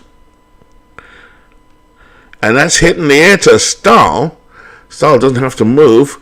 And that is the end of the inning. 1 run, 2 hits, no errors. But we saw a web gem from Mickey Mantle. Speaking of whom, he's at the plate. No, the pinch hitter is Bob Hazel. So they've taken Mantle out of the ball game. Was he injured? That is interesting. But Hazel flied out. Why did they take out Mickey Mantle? That has to be checked. Here's Elmer Smith now, the DH, off to a horrific start. Saberhagen goes into his wind-up, 0-2 the count. Struck him out. So another strikeout for Saberhagen. 6 strikeouts. 6. We were blessed in the 1980s with so many players that were so exciting. Some great seasons like Mario Soto. I used to love Mario Soto early on in the 80s. Brett Saberhagen. Frank Viola. Bob Ojeda. There was a guy from Montreal. 2 guys from Montreal. I used to love them. They weren't spectacular, but they were just did their job. Remember Tim Burke, a reliever? I think it was Tim Burke. And another one, was it Andy McGaffigan? And there was another guy that used to play for Atlanta when I first started watching the Super Channel, the Atlanta, what was it called? The Super Channel, Ted Turner's channel. And this guy from Atlanta looked really scruffy, a bit overweight. His shirt was always like it was too big for him or out of his pants. But he could pitch. Rick Baylor was his name. I also loved the guy who was really energetic. I think he died drugs eventually. Pascual Perez. Just really good pitchers, Saberhagen's a notch above them. I'd say he's more like, in history, more like Oral Hershiser. But Hershiser probably gets the nod. Although he's not a Hall of Famer, he probably should be. Here's A-Rod. Tends to do well in this league. 1 for 2. Shallow fly ball to center field. Left center. Barnes has it. And that is the end of the inning. We've played 5. Detroit 2, Manchester 1. So Detroit looking to extend their lead with Johnny Bench. Somehow we saw Mickey Mantle come out. So he was either injured or it was just a move that I don't understand from the ALA. Bob Hazel comes out. He won't go. But Kenny Lofton, it's a nice backup for Manchester, is in at center field. I didn't see any text about Mickey being injured, but he must have been. Here's Johnny Bench now. And he swings a deep fly ball to left center field. This one is gone, baby. Gone. A solo home run to lead off the inning by Johnny Bench. And now Detroit extend their lead 3-1. Brings up Felton Snow. I need to do some adjustments with my men out there. 1-2 the count to Snow. Ground ball between third and short. Schmidt moves to his left and fields it and throws across the diamond. 1 away. Dave Concepcion steps in. 1-0 the count. Shallow fly ball to center field and Kenny has it. 2 away. Brings up Shooters Joe Jackson. Welcome to anyone coming into the channel. This is an exhibition game for the Howie Shanks Bingo League. This is Steve Tate's Detroit team versus a heated rival, Manchester Red Bolts. Here's Joe Jackson, waits, batting .400. 1-0 the count. And that's hit straight at Schmidt. So Mike Schmidt has it, and that's the end of the inning. 1 run, 1 hit, no errors after 5.5 innings. Detroit 3, Manchester 1. So let's see if Manchester can come back with a rally. Joe Morgan now at the bottom of the 6th inning.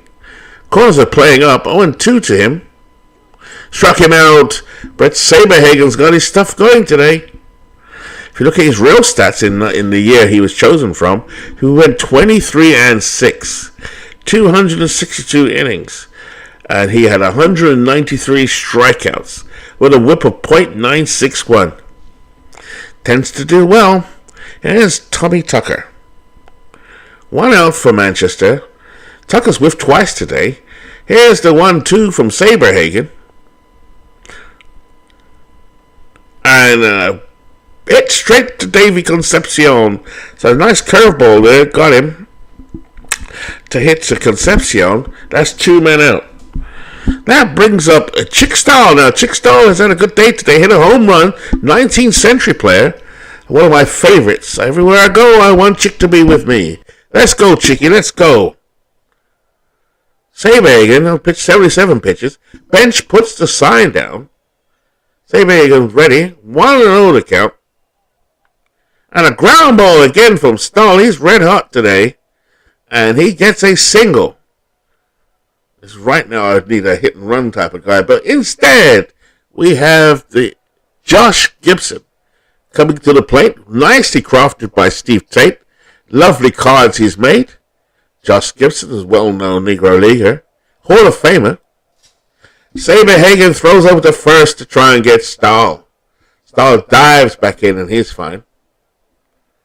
McGuire having a little chat with Stahl. Stahl moves off first base just a little bit. Gotta be careful. 2 men out here. Gibson trying to put back the deficit. 1-2 to count. And he cuts it down to fellow Negro Leaguer Felton Snow. Snow to Dunlap, and that is the inning. No runs, 1 hit, no errors. After 6 complete, Detroit 3, Manchester 1. Here we go. Chandler back out for the 7th inning. 3 balls, 1 strike on Dunlap. Dunlap hits it to center field, and Kenny has it, so that's 1 away. Red Bulls trying to stay in the ball game.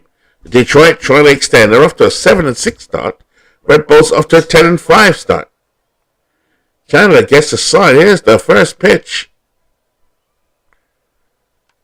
Barnes hits a fly ball down the right field line, but that will be a dying swan right into Stahl's glove, and that's 2 away. Brett Saberhagen's done a great job for Detroit today, keeping the Bolts quiet to 3 hits. Chandler's done reasonably well against a powerful lineup. Here's McGuire stepping in. 0-2 to count and struck out. So Chandler is pitching a good ball game also. After 6.5, Detroit 3, Manchester 1. I like to stay quiet, so let me stay quiet for the 7th inning stretch here.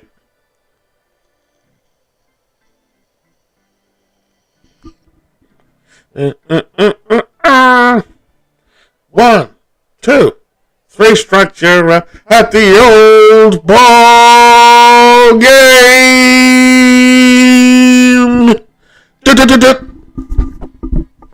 Let's go.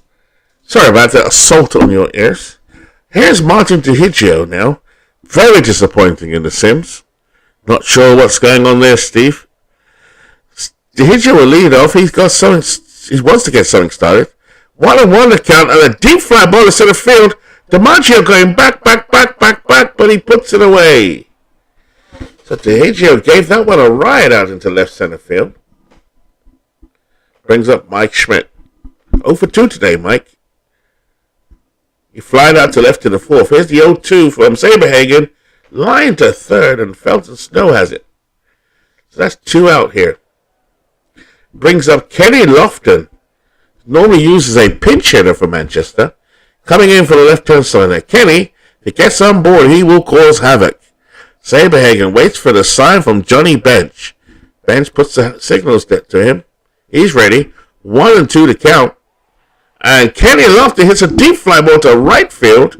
And Hank Aaron gets under it and makes the catch for out number 3. No runs, no hits, no errors. After 7 complete, Detroit 3, Manchester Red Bulls 1. Surely we cannot fall in this game here. Here's Hank Aaron. Fly to left in the 3rd. Chandler still on the mound. Deep fly to DeHigio. And the Negro League great gloves it. And that is 1 away. I think Martin DeHigio is in the new MLB The Show. And don't we feel privileged that... Not privileged, that's the wrong word. I feel so great that Steve did that deep dive into Negro Leagues to complement our own existing knowledge. Clue, you did a lot. We all kind of knew a little bit, but becoming more and more familiar with them as we play these games. And we were going to do the Negro League first, but ironically, because they have played in the Howie Shanks, we get to know them much, much more. I've learned about DeHigio. I've known he was a multi-position player. DeHigio, I'll just put him on screen. There he is, Martin DeHigio. Say DeHigio, saying too many Joe DiMaggios today. Good, excellent player, plays every position except catcher. But for some reason, I can't get him to fall for me. Won't play for me, though, will you mine? There we go, Joe DiMaggio now. We're talking too much about DeHigio. Now we've got Joe DiMaggio up. He is 0 for 3 today. So Spud Chandler's had his number. Bench is on the on-deck circle. 3-1 count. DiMaggio pops it up to short. And Rodriguez has it. So A-Rod has it. That's 2 away. Detroit want to pad up their lead. They lead 3-1 here. Chandler has pitched 121 pitches. Bench waits. Chandler is ready. Deep fly ball to center. Is he going to get a second run? No, Dihigo is out there. So Manchester have lost 2 fielders today. Mickey Mantle crashed into the wall in the 7th. And Ted Williams twisted his ankle running to first. Very unfortunate. Here we are in the 8th inning now. Bottom of the 8th inning. Manchester need a rally here. Elmer Smith comes up. He's cold, cold, cold. Like an ice cream cone. Mick Jagger. Saberhagen gets a sign. Pops it up to third. Smith is not going to get anywhere with that one. Great play by Felton Snow. And that's 1 away. That brings up A-Rod. 0 for 2 today. Saberhagen goes into his motion. 2-0 the count. And he hits a deep fly ball to left field. But Barnes is there to make it out number 2. So Rodriguez gave it a ride. Barnes got it and gloved it, and that's 2 away. Options running out here for the Red Bolts. Saberhagen pitching masterfully on the mound. Saberhagen toes the rubber. Morgan is ready. Bench sets the sign. 2-1 the count. And a grounder to McGuire, who will take it to first. So Joe Morgan unlucky there. And that now brings up the top of the 9th inning for Detroit, as the previous inning was no runs, no hits, no errors. So here we go. Detroit going to pat their lead one last time. Here we go. Chandler staying in the ball game. It's pitched well. 1-0 count. Snow down to Schmidt. Schmidt to the web gem. And he gets the out at first. A diving stab at third by Mike Schmidt. So some really good play by the Red Bolts today. Great play by Mike Schmidt. Here's Davey Concepcion, 0 for 3 today. And Chandler gets his 5th strikeout. So Concepcion just not going to hack it at this level. It seems. Brings up Shoeless Joe Jackson, 1 for 3. Grounded to third in the first. Walked in the third. In the 5th, he lined a double to left center. And in 6th, he lined to third. So what can Joe do? Let's go, Joe. Chandler's still out there. 2-1 to count on a ground ball to Schmidt. Schmidt gloves it. Throws across the diamond. And that's the end of the inning. Quick work for Spud Chandler. Show me the form he showed me in all my sims. It brings up now Manchester now. A chance to tie it up. All Manchester Red Bolt teams, by the way, are famous for late inning comebacks. Let's see what they do. Tucker 0 for 3. Here we go. Saberhagen going for the complete game. 3-1 to count. Tucker hits a blast and line drive down the right field line, and he's going for 2. Aaron's throws to second, and Tommy Tucker gets the doubles on the 19th century play. He's playing very well. Tucker is at second, and that brings up Chick Stahl. Chick Stahl's hit a solo home run in the first, struck her in the third, and in the 6th, grounded a single between third and short. He is the tying run. Hank Saberhagen toes the rubber. Bench puts the sign down. No, they turn around and try to get Tucker at second. Nice move by Saberhagen. Tucker is safe. Saberhagen waits. Here's the 0-2. And Stahl pops it to short. Concepcion ranges around third and gets it. That's 1 away. Here's Josh Gibson, the tying run. A home run will do nicely here for Josh. Here we go. It's 0-2 to count. And a well-hit fly ball to left field. But Bonds is there. So that Red Bolt late inning magic seems to have disappeared today. That brings up Martin Dihigo. 0 for 1 today. Miley just does not perform for me whatsoever in the field. Sorry, in the field he does, but not at the plate. Come on, let's go. Dihigo flied out to deep center field. Saberhagen going for the complete game. 1-0 to count. And he throws in time, but it's a wild pitch. Gets away from bench. Tucker will advance to third, so are we going to see that magic? Ninth inning, 2 men out. Man at third. Tie run at the plate. Normally the Red Bulls put up something dramatic. Saberhagen, looking good. Here he is, a 2-0 to count. Deep fly ball down the left field line, and the ball game is over. So Dihigo gave it a ride. Barry Bonds took it very nice and easy. And the Detroit team beat Manchester 3-1. Steve Tate, we owe you one. So that's the end of the ball game. But not the end of the broadcast. I think Beatles Week, it doesn't work, it doesn't do it on a Saturday. But RGL might. Here we go. So here's the scorecard. Good nice day for Barry Bonds. 2 for 4. And bench hit a home run.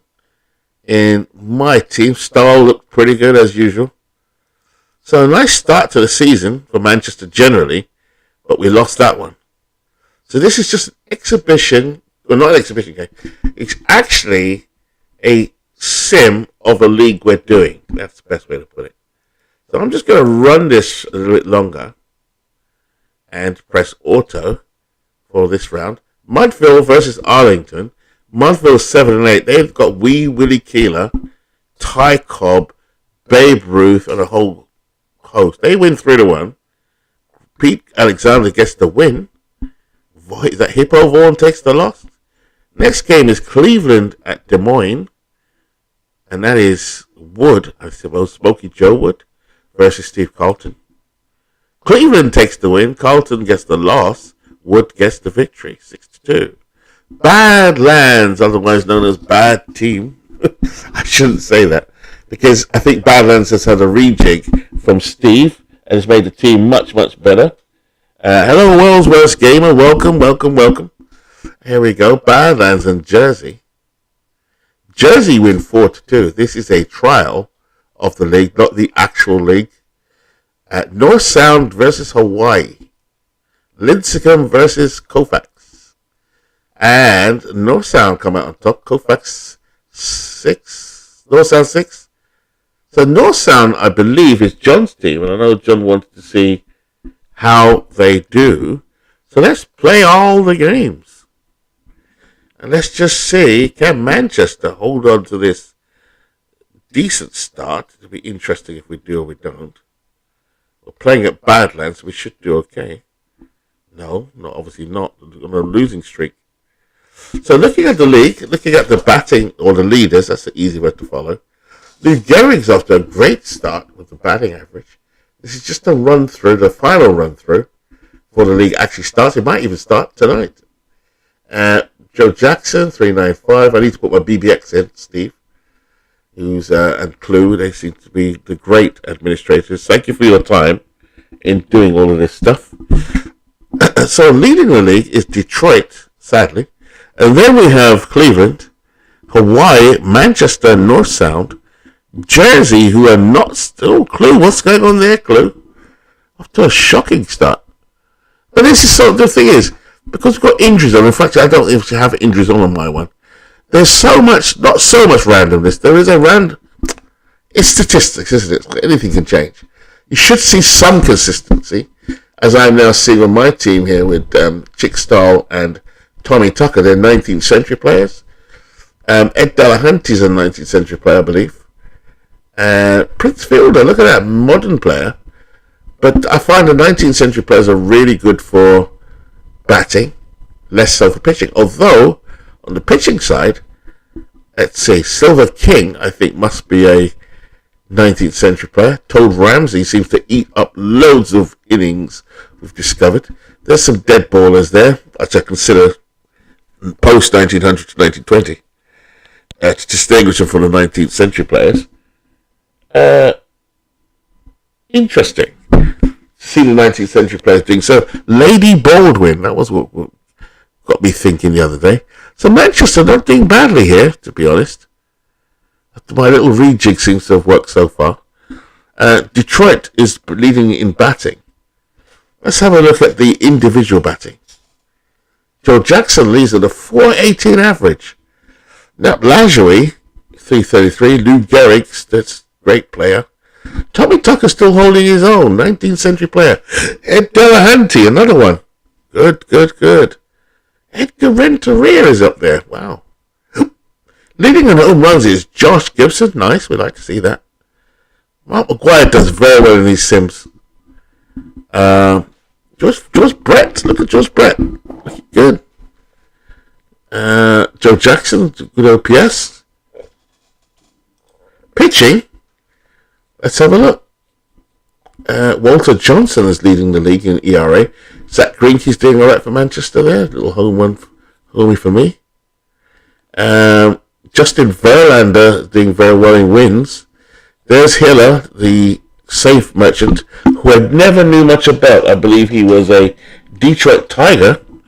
I only found that out when I was drafting, and I never even heard of the guy. And I know some players from the 70s. He's one name I missed. He's got the most games.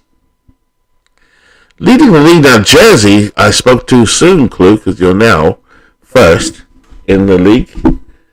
And Manchester second.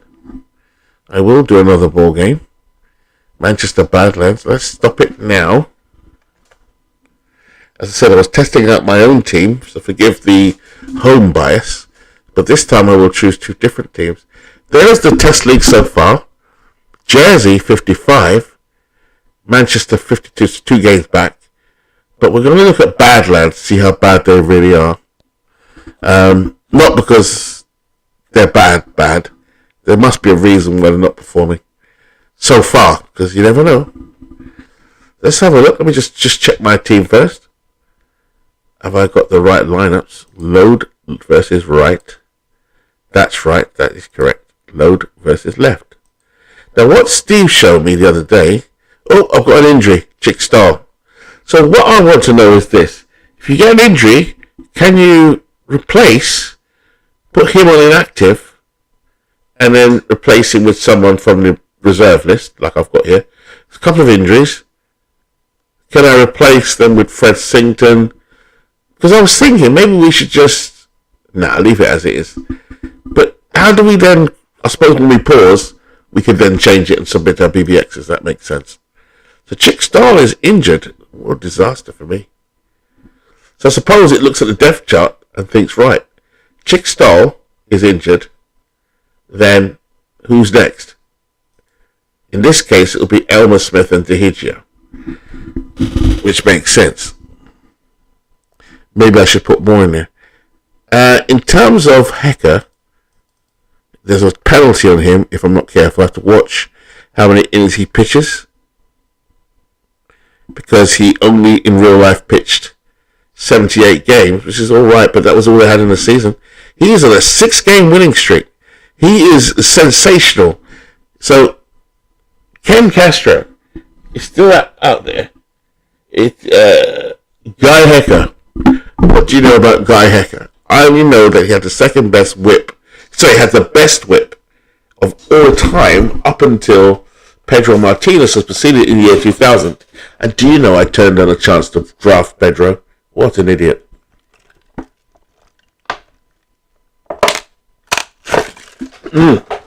Water, agua. There we go. So yeah, it's a fifth of a coin toss. So what we'll do another one. So looking at the league so far, Jersey leads by 2 games. But what we're going to do, we'll try and find a game where it's Beatles is Mudville, and I'm very interested in Mudville. So maybe we'll do to the next one. Let's play out these ones. This is the box score. Auto Manchester Badlands. We don't need to see that one. Nice, we won. Des Moines versus North Sound. That looks like 2 good players. Okay, so Sandy Koufax, here we go. He doesn't seem to do well in this sim. Neither does everyone knows how much I hate Cy Young. But let's use Cy Young as my whipping boy today, so to speak. I'll be going on and press play. Unfortunately, it's at Camden, or what looks like Camden. So D. Scott Howard, here is your team.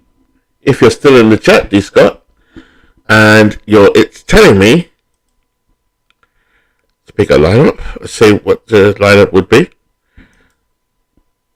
versus Cy Young. It's telling me this. Does that look like your team? If you're still there. Yes, Guy Hecker. So according to Ken Castro, among the first two-way players, I could see a little bit of that, definitely. I don't use him as a hitter, sadly. I picked the season we didn't play as many games, but it was really effective. But I've become him and Jack Glasscock and people like Chick Stahl. I'm trying to get a tune out of Cy Morgan, but I don't seem to get anything out of him. Or Cy Young, which is we're going to see now. So, stuffy stone-wise, Stan Hack, Ryan Braun, never had much time for him. So, which pitcher should it be? So, D. Scott Howard, I'm going to pick one for you. They don't look like they've pitched much recently, so we're going to see Sandy Koufax. And the opponent now against a left-hander. So North Sound, it says here, is over the roster limit. So I guess you have to make 4 ineligible eventually. So I'll let you tidy that up with Steve. And now, so in 1884, Old Horse led Guy Hecker by 52 wins. But I'm a big Guy Hecker fan now. That's the thing. I'm going to keep looking them up. I think that's the thing I've enjoyed the most is learning about these players. I think Beatles said it on his channel, because I'm not from America or US, but I'm exposed to the culture. I don't think I go any deeper than anyone else, but he's probably just fresher for me, maybe. So my enthusiasm comes across a little bit, maybe annoyingly so.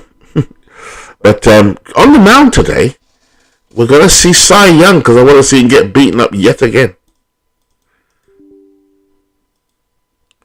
There we go. Now we need a lineup versus lefty. I think I've done that. Yes, that's the lineup versus lefty. Load lineup versus lefty. So this team, Des Moines, which is Rob's team, would need to have somebody pitch for... He needs to put his management stuff in. He may have done this already with Steve, so I don't know. But here we go.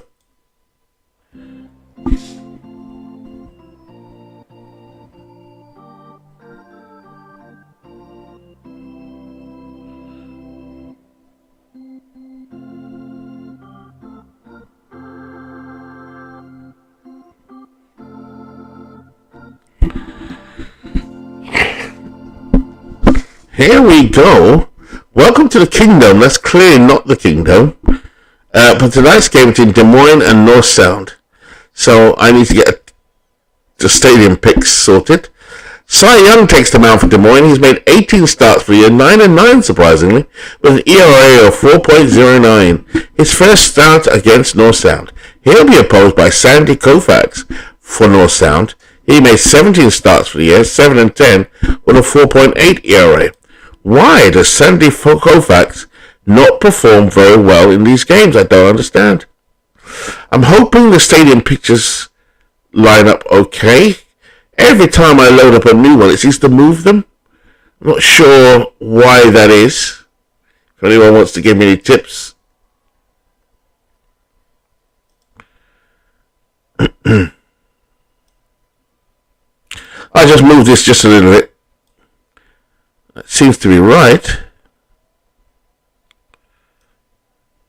Just a little bit. They seem to be all set, except for that one. And that's annoying. For whatever reason, when you try and set these, they are so annoying. Ugh. So I want to move like an inch, like a little smallest fraction. that looks good, actually. Let's start with that one. Right, here we go. So, leading off for, let's see now, who's who? Clift is for Des Moines. Leading off for Des Moines is Harlan Clift. Someone I've learnt about in this whole, in this adventure of these leagues. Sandy Koufax is on the mound. So the strike count Clift is 0-2. Koufax waits for Clift to get himself ready. Campanella puts the sign down. Koufax is ready, and there's a deep fly ball from Clift. Ryan Braun has it out in left field, and that's one away. It brings up Edgar Renteria to the plate. Renteria after a good start to the season. There's Koufax. 0-1 the count. And a ground ball up to first. Is that Princefielder has it, flips it to Koufax, 2 away. Brings up Todd Hilton. There's no Colorado here today, Todd. Koufax into his windup, 0-1 the count. That's it straight up the middle. And Negro Leaguer Turkey Stearns has it in center field. So let's have a look at Des Moines, who are in the field, I believe. So hard to tell with the colors being so simple. Sorry, North Sounder in the field. So we have Campanella behind the plate. And this is a Negro League Campanella. At first is Princefielder. Whatever happened to Princefielder? Second base is Stuffy Sternweiss. Shortstop is Ernie Banks. At third base is Troy Gloss. Left field, Ryan Braun. Center field, a great Negro League, one of the best ones out there, Turkey Stearns. And in right field, one of the former Manchester Red Bulls, slinging Sammy Sosa. Here's it. Man of the plate now is Giancarlo Stanton for Des Moines. 0-2 the count. Koufax checks the runner. And Stanton bloops it to third, and Glaus has it. So that's the end of the inning. No runs, no hits, no error after one half inning. Des Moines nothing. North Sound are now coming to bat. Leading off for them is Stuffy Sternweiss, the second baseman. Here's a pitch. That's lined out to left field. Actually flied out to left field. And Frank Robinson has it, and that's one away.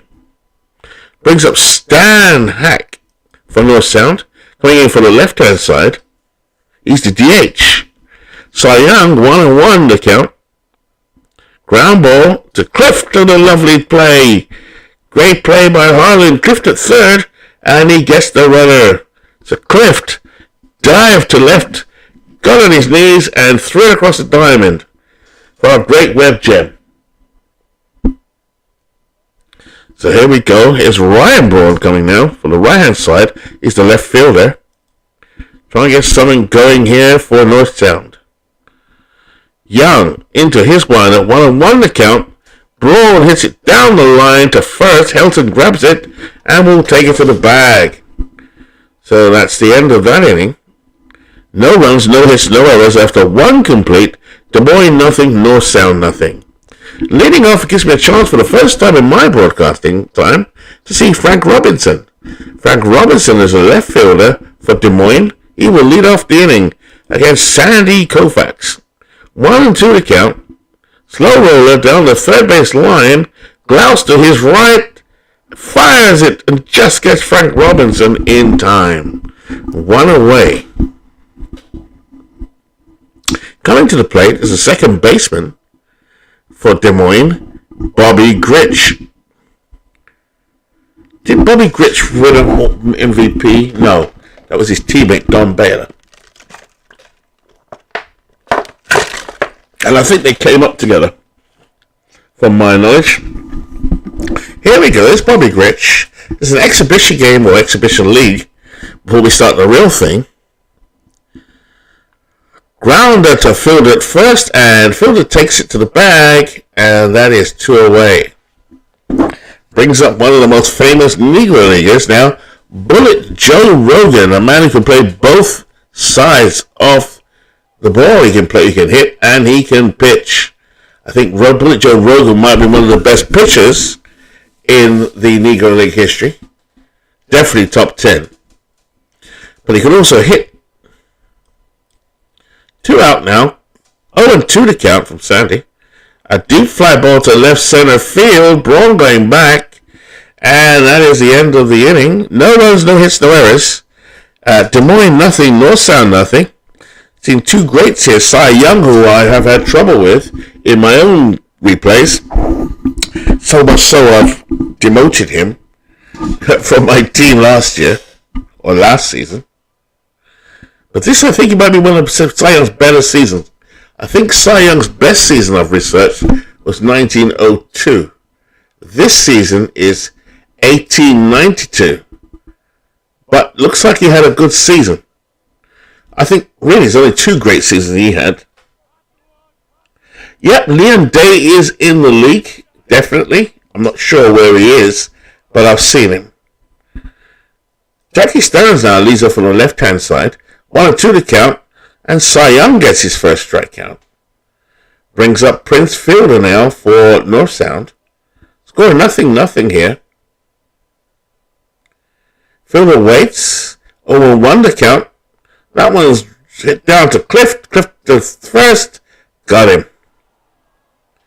Brings up Sammy Sosa now. 222, 21 home runs so far. So Sammy off to a great start in the league. And he is, let's say great start home run wise. He waits. 1-0 to count from Cy Young. And that one's gone. A home run by Sammy Sosa. It took me a moment to pick the ball out in the stadium. And he hits that to the upper deck, 348 feet. 22nd home run of the year. And Cy Young is on form as usual. He is doing what he normally does. Give up home runs. There's Troy Glass at the plate. Steps in, 209 on the year, 15 home runs, 76 RBI. Roll down to the third base line, and he is out. So 1 run, 1 hit, no errors. A home run there from, who was it from? Sammy Sosa. So here's Sandy Koufax. So he's got a 1-run lead.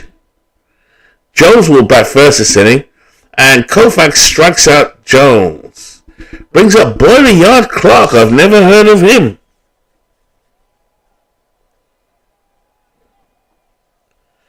So world's worst gamer says at Ken Castro, he has slowed down with baseball lately. I played a game for Brooklyn tonight, though, and they won. They got them and New York in first place in 1930. World's worst gamer, a rabid or very good replayer of baseball. Here's Boiler Yard Clark. Hitting 190. Oh, 1 to count and a line drive, base hit. No, base hit. Thought Brown will have it. And Clark is on base. Brings up Harlan Clift. So 1 out. Koufax 1-2 to count to Clift. Ground ball between first and second. And so Clift is on. Clark is on. Brings up Edgar Renteria. One of the better hitters in the league this year. Koufax struck him out. And that's the end. Is that the end of the inning? No. Here's Helton. And Koufax walks him. So this is the problem with Sandy Koufax. And I was speaking to John. We did a trade. I traded Marichal for Koufax. I think I might have marginally got the better of the deal. Koufax doesn't hit 500 often as a winning pitcher. Yet his stats suggest he should. But he doesn't. It's interesting how it works. Here's Giancarlo Stanton now for Des Moines. Koufax, 2-2. Grounder between third and short. And they'll get 1. Ernie will get it, and that's all they needed. So, no runs, 2 hits, no errors after 2.5. North Sound 1, Des Moines nothing. Ernie Banks now coming up from North Sound. They lead 1-0. Cy Young trying to repair some damage here. Here's 1-1 count. And he's hit straight at Clift. So Banks, who I don't see do well either in this league normally, he's out. It's 1 away. Brings up Negro Leaguer Roy Campanella, who would go on to become a legendary Dodger. And Campanella hits it down the left field line, but it's foul.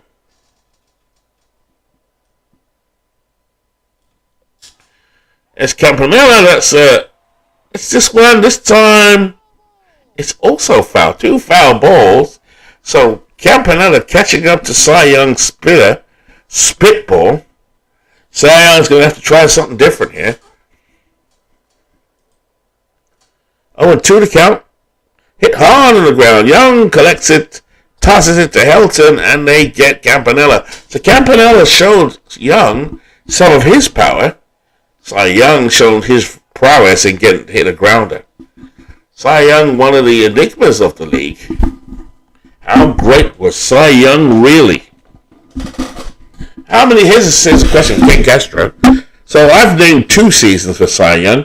Were there any other seasons apart from 1902 and the one we're currently looking at, which I think is 1892, that Cy Young was renowned for? And in your opinion, is he as good as advertised? I don't think he is, but Ken, you are the doyen, so I take your word for it, as well as Clue. Clue knows his stuff too. Here's Sternweiss now at the plate. 2 teams we don't normally see. Deep fly ball to center fielder Andruw Jones goes back, and that's the inning. So far, 2 unfamiliar teams with me. No runs, no hits, no errors after 3 complete. North South 1, Des Moines nothing. Bringing Frank Robinson to the plate, 0 for 1. So Frank Robinson batting number 5 position for Des Moines. Des Moines trail 1-0. Koufax looking good, but there's a line drive blasted to center field. Gone. So, as I said, Koufax is looking better. Koufax just gave up a home run to Frank Robinson. Game tied. So that's the first time I've seen Robinson do anything in this league so far. This is the exhibition league for the Howie Shanks Bingo League. So Koufax gave up a run there. Luckily it was just the one. Here's Bobby Grich. 268 hitter. And that's inside to Grich. Grich will run down to first.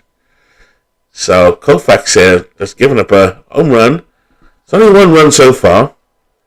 Bullet Joe Rogan steps in. He lays a bunt down, but it's foul. So Rogan will go back to square one. Koufax takes his signs from Campanella. It's 0-2. And Rogan hits a deep drive down the right field line. Sammy has it covered. And that is the first out. Brings up Andruw Jones to the plate. Jones, in the season he's from 205, playing at Turner Field. Earlier on I was looking for Fulton County. It was Turner Field in 1995. Got it. Well, he hit in that season 51 dingers. Gold Glover as well. Should Andruw Jones be in the Hall of Fame?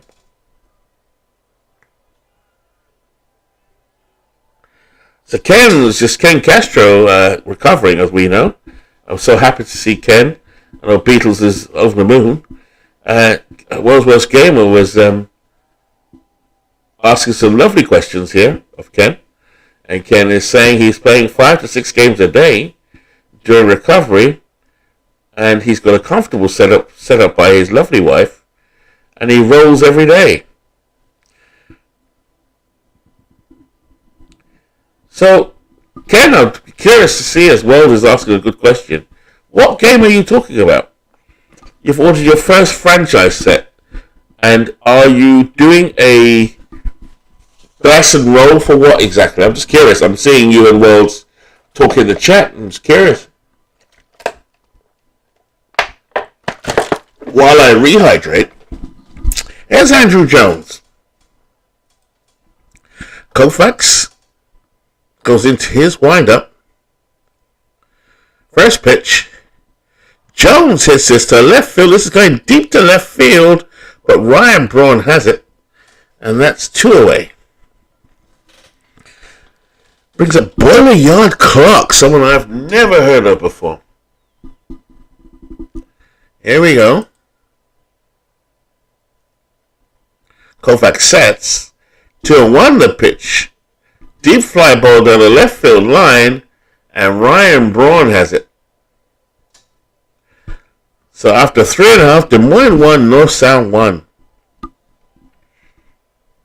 Brings up Stan Hack. 234 hitter. Young with the 3-0. It's high and tight. So Cy Young going against Sandy Koufax here. Tight ball game. Ryan Braun steps in. 223 hitter. 5 home runs. 25 RBIs.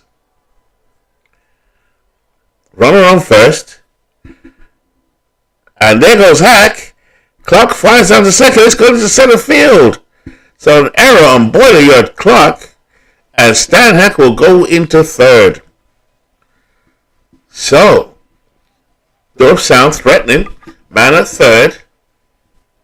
Cy Young pitching for Des Moines here. He's pitched a good ball game so far. Surprisingly. There's 0-1 to count. Or 2 to count. And he strikes out Braun. Got a feeling Cy Young's going to get out of this somehow. Here's Turkey Stearns. One of the famous Negro hitters. Batting from the left-hand side. Center fielder. First pitch. Long fly ball down the left field line. This could go. Robinson's going back. And Turkey Stearns. It's a home run. And that puts North Sound up now. 3-1. So we see a Negro hitting a home run there. That's Turkey Stearns. So, APA, he says, I've ordered my first one. APA MasterCards and Dice. Franchise set before 1875. Before expansion, 1875 to 1960. I've got something like that on APA, but a baseball for Windows. They do a pre-expansion and a post-expansion. But it's digital, so I've got that as well. I'm actually beginning to wonder, have they now switched completely over to digital download? Because I got my Negro League set fairly recently, so I'm curious to see if they're completely over. Yeah. So 3-1 Lumberjacks, North Sound Lumberjacks over Des Moines. And Cy Young trying to hang in there now. Here's Prince Fielder, 275 hitter. Young is set. Struck him out. Brings up Sammy Sosa, 1-for-1. Sammy is in a home run today. So just keeping up to date here with these teams. Not as familiar. Know the players, but not the teams. Cy Young into his motion. 1-2 to count. Struck him out. 4th strikeout for Cy Young. But 2 runs are given up. 1 hit, 1 error. We've played 4 complete. North Sound 3. Des Moines 1. Here we go. So Harlan Cliff will lead off, a player that I've become very familiar with now. Here's the 0-2 from Sandy. Fly ball to right field. And Sammy Sosa has it. And that's 1 away. Brings up Edgar Renteria. Renteria, 0-for-2 today. Sandy's actually having a good ball game. 1-0 to count, but deep fly ball to right field. Sosa back and against the wall. Renteria will slide into second. So Renteria with a double. He's a good player, Edgar Renteria. Don't know how long his career is. So Ken Castro says, you know, MV, the more I study Cy Young and a few others, he drops a notch. Yeah, this is what I'm saying with me. No doubt his longevity is something to be admired, but he played on some outstanding Sox teams, 1901 and up. I put him in the top 20 somewhere, or a lot of lesser known and now forgotten pitchers. But yeah, and that's what I found. And you know the funny thing is, Ken, obviously I've heard of Cy Young before. Never understood. I just assumed that he was just a great pitcher. So it's only when I drafted him and then realized, because you guys have told me about whip and all of those sort of things, I began to realize he's not as good as I thought he was, unless you're playing in 1902. Because even in this game, Sandy Koufax is 1966 Sandy Koufax. I've learned that as good as that was in 1966, in comparison to, say, others, you can't just go by whip either, I suppose.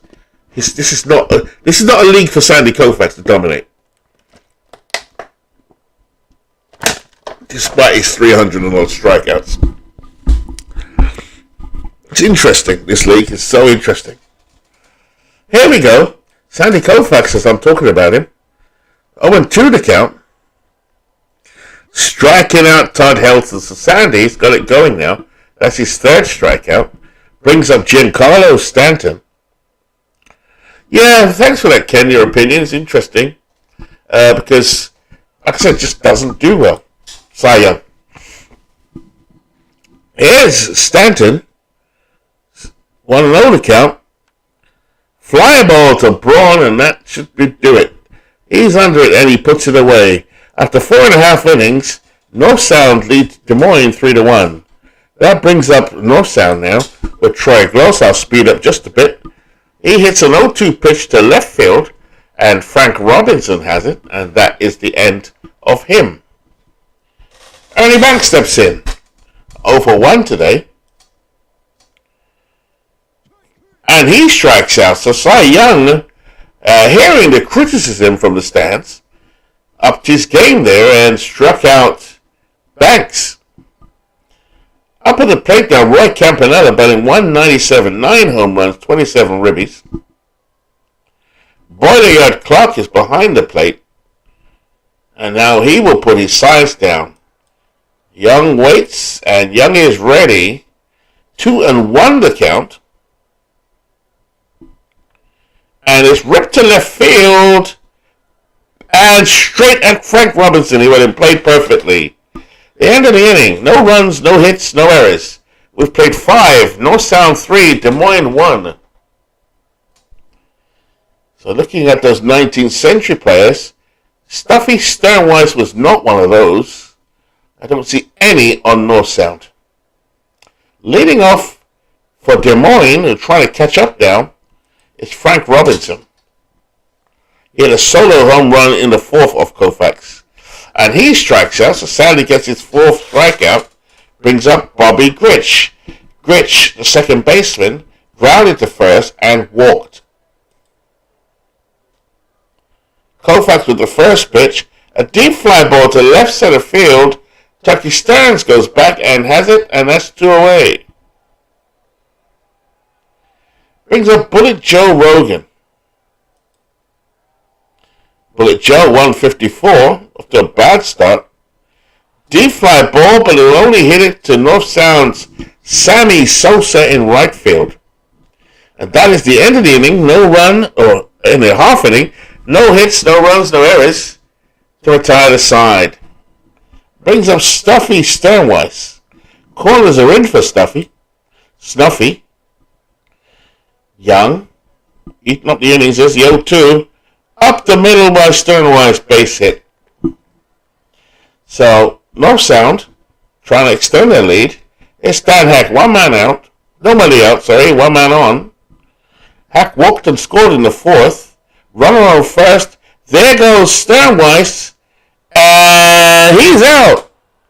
Thrown out by Boydell Clark. So, don't like stealing too much because you're throwing away a run there, a potential run. Here's Stan Hack now, 1 man out. 1 the count. That's grounded to Edgar Renteria, Gold Glover. And that's over to first for out. Brings up Ryan Braun. 222 hitter, 5 home runs, 25 RBIs. Walsworth Gamer says, Cy Young was at the age of 41. He went 21-11 with a 1.26 ERA. Is that, what year was that, Walsworth, or was that in your replay? One of your replays. Here's Cy Young, waits for Braun to settle in. 1-1 the count. And there's a base hit between third and short. And Ryan Braun is aboard. Brings up Tucky Stearns. He had a 2-run homer in the 4th inning. It's nice to see these Negro Leaguers get a shine here. Get a chance to shine, I should say. So that they can show off some of their skills. We'd intended to, or Steve had intended. In fact, Beatles had the idea first, I think. As well as myself to help Beatles. Then we stumbled across Steve. who really went deep into the Negro Leagues. And I think so much so, I think Steve's burnt out now, to tell you the truth. But what a tremendous job he did in researching these players, going on to seam heads and getting it done, do the pictures, which is then led on to this other league, the Howie Shanks Bingo League. Terrific stuff. So here's Cy Young now. Braun dives back. So these two unfamiliar teams, not as star-laden, funny enough. And Stearns hits this straight at Bobby Grich. That's the end of the inning. No runs, 2 hits, no errors after 6 complete. North Sound 3 to 1. When you look at some of the lineups, it's surprising. I know North Sound was done by the community because we were a manager short. And there's some great players on there. But, you know, when you look at Des Moines, good, excellent players, obviously. But not as strong as some of the other ones. You know, I don't know who was Des Moines at the time. Interesting. Just interesting. 1908. Wow.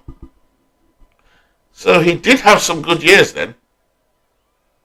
But maybe, kind of like Koufax, this doesn't translate into this particular game or field or whatever. Here's Andrew Jones, 207, as we debate Cy Young. Soft line to center field by Andrew Jones, and it drops. Jones will get on first base. Not a threat to steal. Here's Boilyard Clark, the catcher. Koufax, his wind up. This goes to center field. Tucky Stearns will have it, and that is an out. And that's the first out of the day. This ballpark, the Kingdome this is supposed to be, is a pitcher's park, as we are seeing. Sandy Koufax into his wind-up, 1 man out, Clift 1 for 3.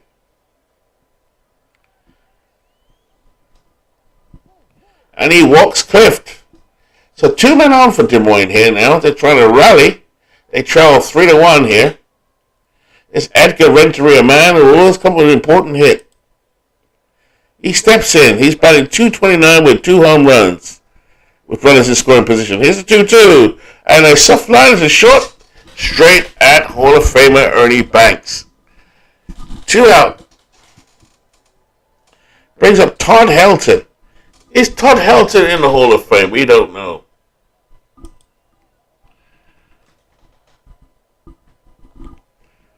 Koufax gets the sign. First pitch to Helton.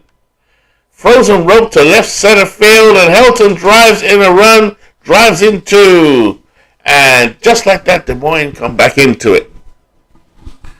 So, Ken Castro says, been studying and reading about the 19th century Eastern League. Okay? Amazing players play there. Small towns had talented clubs that produce a wealth of Hall of Famers. Interesting.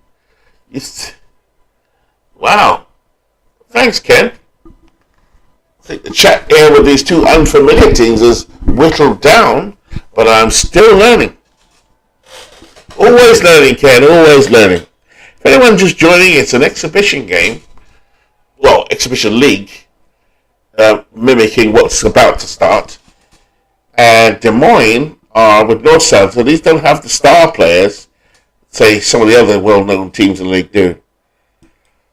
So, 7th inning now is Stanton. 2 out, runners in scoring, runners on. 3-1 from Koufax, and he loses him. So now we've got the Des Moines come back into it. Frank Robinson, 1 for 3, 2 men out. Koufax goes into his motion. No, he doesn't. He was going to. Campanella has a word with him. It's 3-2 to count. Robinson waits. Here's the pitch. Struck him out. 5 strikeouts for Koufax, and he gets out of the inning. Lumberjacks versus Des Moines, and here comes the Lumberjacks, bottom of the 7th inning. Cy Young still on the mound for Des Moines, and that one's hit to left field, right field. Prince Fielder takes it out of here. The left-hand hitting. Prince Fielder leads off the 7th inning with a 321-foot home run off of Cy Young. And yet again, Cy Young is his 3rd home run given up of the day. He has never let me down for his inability to show me why a prestigious award is named after him. Here we go. Here's slinging Sammy Sosa now, as the Lumberjacks go back up 4-3. High fly ball to right center field. Andrew Jones comes in, and that's another out. Brings up Troy Glass now, one man out. North Sound trying to stay a little bit ahead down. It's a close ball game. May lack some of the other star names, but they're still star names in a universe of superstar names. Very sleep ball. This one's gone. Oh my word. Oh my word. Another home run. Cy Young gives up yet another home run. Troy Glass hit a 384. He's game out of there, man. So, Ken Castro says, my hometown never produced a major league player, but one is buried half a mile from me. Wow. I was writing a piece for Sabre, but then ran into a research roadblock. He's so obscure, no one ever heard of him. He pitched in 1884 for one season only. That's interesting, yeah. For one season only. I'm almost tempted to look for him myself now. And he's buried near you.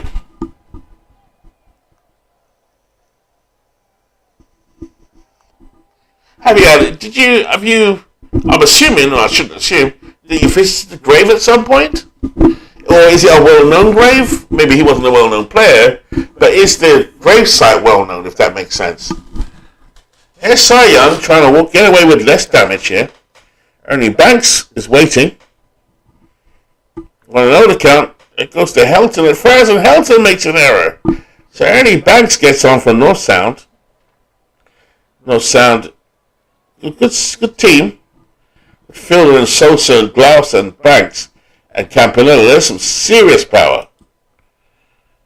Here's Roy Campanella now. And a deep fly ball to left field. This one staying in the stadium at Robinson. Can't hang on to it. Banks the second. Campanella safe for first. They stay where they are. An error by Frank Robinson, but not costly.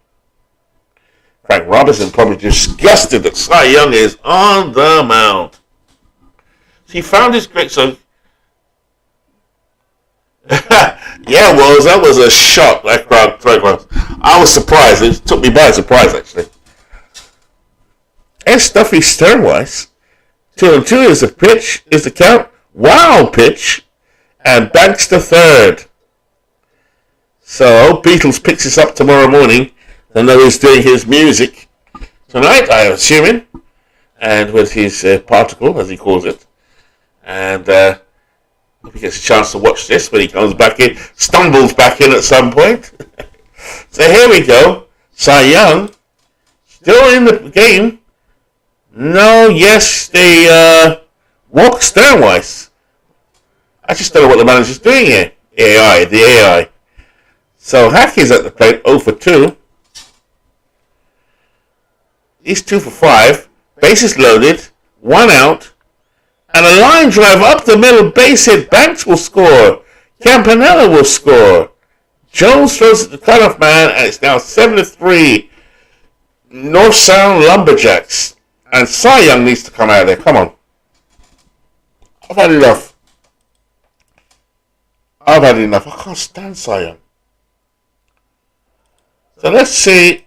Oh, I can't change the computer lineup. Alright, got it. Leave it as it is. So Cy Young still struggling. First pitch to Braun. Hackey's going for second. And Clark fires the ball to Grich, who tags him. So Boileau Clark was out. That's a stupid steal. Ryan Braun comes in now. Spitball grounder along the third baseline. Clift has it, throws over to Helton. Got him. So 4 runs and 3 hits and 2 errors. We've played 7. North Sound 7, Des Moines 3. I'm going to try and guess who that person was, but I think Ken's just giving it away. as Grich strikes out to Koufax. Top of the 8th inning here. Wells, and see if you can figure out who is this pitcher. You only have to go into your database and you'll find him.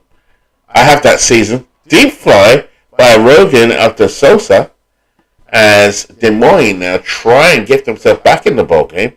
Is Andrew Jones, 210 hitter, and he hits a ball down the left field line. This one's gone. Another home run, but this time off Koufax. So we see some diggers today. Andrew Jones taking Sandy Koufax out. Another one. I definitely recognize that he's a great Hall of Fame pitcher. But 1966 may not be his best of the years. Yeah. Here's Boilyard Clark now, so maybe Des Moines will make Mountain a comeback. He steps in against Koufax. Grounder, Koufax has it? No, yes, no, no. It's a mix-up between Koufax and Fielder. He went to his right, underhanded it to Koufax. High throw. So Boilyard Clark is safe at first.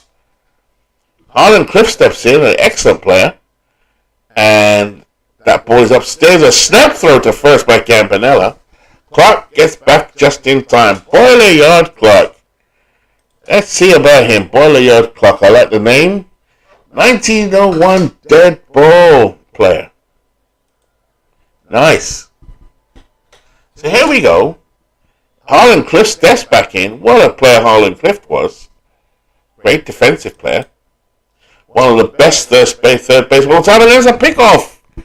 Koufax fired to first and picked off the runner. No, he didn't though. By saying no, it's safe. So Clark's safe at first. As Harlan Cliff steps back in. 1-0 to count from Koufax. Is still in the ball game. A ground ball up the middle. Sternweiss gets it over to Fielder. Got him. Question for me was, who is Stuffy Sternweiss? I've heard his name.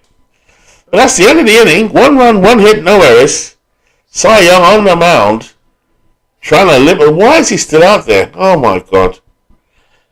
Whoever manages Cy Young, please, please, please, do yourself a favor.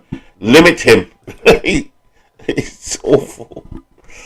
Stearns at the plate. Base hit. So we've seen some magic stardust from Sturkey Stearns.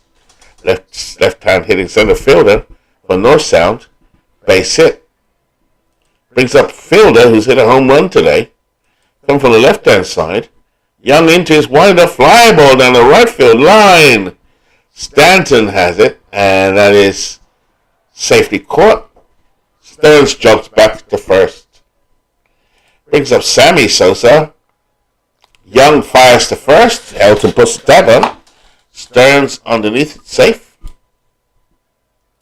Young into his wind-up.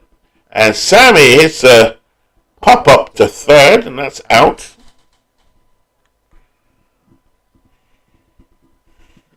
So Ken Castro says, after 2017 season, that particular individual, he said screw it and became a chemist.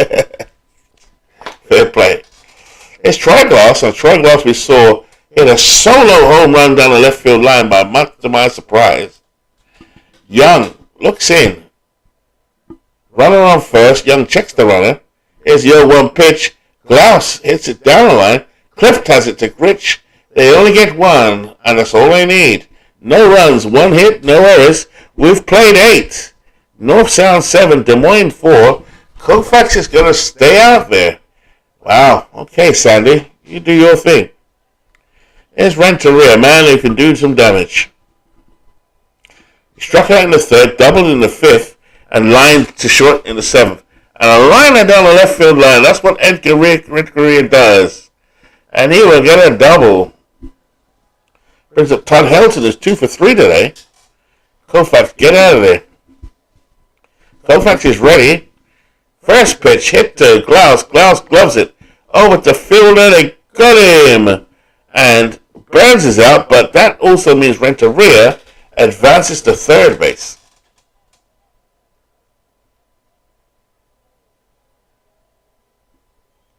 He is out there still trying to get me to complain about the AI. I won't. I pretend I love it. Fair play. So, Koufax is still out there. Stanton coming in from the right. 0-2. Ground ball down the line at third. Glass jumps, fires over to first. Got him. 2 out. Last chance for Des Moines. Frank Robinson steps in, not having the best of seasons.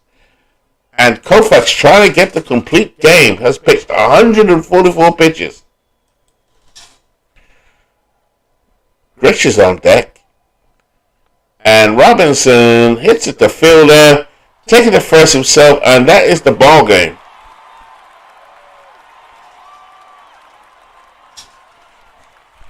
So though not the star teams, it was still good to see some home runs in this ball game. We definitely saw Troy Glass hit a beautiful one down. Took me by surprise. But look at Turkey. Look at those pictures, though. Seriously, the Steve Tate ones. Turkey Stars just looks awesome. It's absolutely awesome. We saw him have a 2-for-4 day today. In the league, Renteria seems to be doing very well. But other than that, don't see there's much about the batting at the moment. In terms of Cy Young, he's 9-10. So he's definitely doing a job.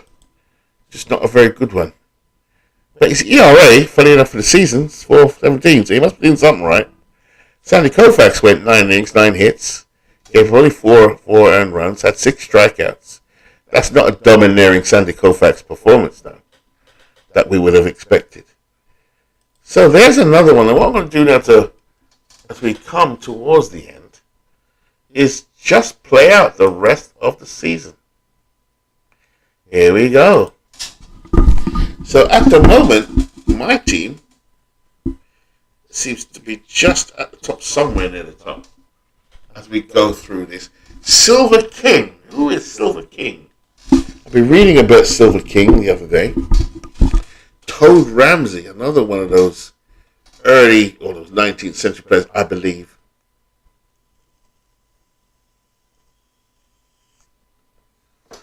So I'm just looking at this now. Verlander's having a good season. Gibson. Russ Ford. Is he a 1950? Lady Baldwin. What's he all about, Ken? I do know who Jack Feaster is. I like Jack Feaster. Dead ball player, Chicago Cub. It's amazing how quickly you learn if you're not a student of the game. But you play this game, how much you begin to learn, So, World's Worst Gamer, question for you. What is the reasoning behind the games, the seasons you choose? Is there a particular season that you like to use or follow? Because you seem to do a lot of sims. I'd say 30s and 40s, but am I just imagining that? Jersey are killing teams, man. I mean, I always look at this, and the one I'm looking for really to get a tune is a guy called Guy Hecker. But because he's got a penalty if he goes above a certain amount of games, I can't use him too much. If I could, we'd win the league every time. We go like 28-0. He's so good. Marichal is doing much better than I thought. I think John and I traded Koufax for Marichal, and I took a chance on Marichal. Yeah, Rashford, I tell you he's good in the league. I was reading about a second baseman called Jerry Pretty. Now, I don't know how good he is in this league. He's in this particular version. But Jerry Pretty, I was heard that whenever he played, your team had a better chance of winning. Yeah, I know he was a Yankee, but then left the Yankees to go somewhere else. And he had a good record. They said he could have been or should have been. He was recognized as a great second baseman, but he could have got more recognition if he played on a better, more winning side. And he wasn't allowed to because they brought up Phil Rizzuto and Jerry Pretty at the same time. But Joe Gordon was at short, and they moved Joe Gordon to second, I think the story goes. Rizzuto played short, and Pretty was stuck behind Joe Gordon, and therefore never really got a chance to shine. Well, Manchester's really dropped off. What's going on here? That's not right. Must be injuries, must be. So, just looking at that league, you can see Walter Johnson's the king, followed by Silver King, so a bit of a oxymoron there. John, this is good to see the league like this. The leaders in batting, I'm curious about now. Did Josh Gibson make it? The usual suspects are there. That's the usual suspects. Every time I run the sim, these guys tend to come out on top.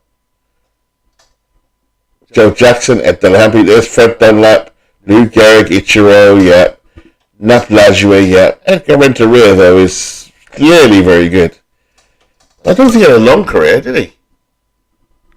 So World's game on to the question I asked was, I like the Yankee greats. I am in love with the 20s and 30s Yankees team. Ruth and Gehrig is what I am all about. Fair enough.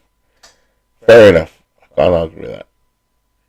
Yeah, I got to play a few 1930 ball games the other day on out of the park, and I was into Lefty O'Doul and Chuck Klein. I thought, what a duo. But in doing so, I found another guy who played first base, 1932-33 for the Phillies, who should have become great, but got injured and never did. And that's what I like about having all of these files, is you get a chance to go back and research the history and find out just that little bit more. It keeps on giving. Well, listen, the season's over. And look at that. Wow, that was tight. Jersey, 104-58. Detroit, 97-65. Hawaii, 93-69. And Manchester, 93-69. Cleveland, 83-79. Mudville, 70. So it's interesting to see so many teams in the 90s. It's that close. If I just look at who got what, this is my final one of the day. Yeah, Josh Gibson, 46 home runs. That's what you're supposed to do. But if I look at here, I think I'll see a problem. Oh no, nobody was overused. Tommy Tucker was injured. See, that's what I didn't want to see. Great replacement, I think, in Ripper Collins, it looks like. Let's have a look at this. You can tell what the AI is actually doing. Martin DeHiggio did not play shortstop, I know that. But he's still got 129 games. So let's look at games. Ted Williams got the left field games, that makes sense. John Morgan was programmed to do all the second base work. Performed what I kind of expected. He's a defensive stalwart and a stolen base threat. Let's have a look. Yeah, Joe Morgan's not the best, but he did steal. Wow, he didn't even steal many, did he? Look. 10 is that right? Oh, 71 stolen bases. Phew, I was going to say. That wasn't that great. Alex Rodriguez, yeah, played most of the games. Josh Gibson played most of the game. Now, Mickey Mantle doesn't, because for some, he got injured. I remember that in one of my games, I think. But why does he not start more? That's where this game is interesting. I can't quite figure out. It's more like a mathematician to work out why. Why did he not bat more? I know he got injured, so how do you find that out? History? No.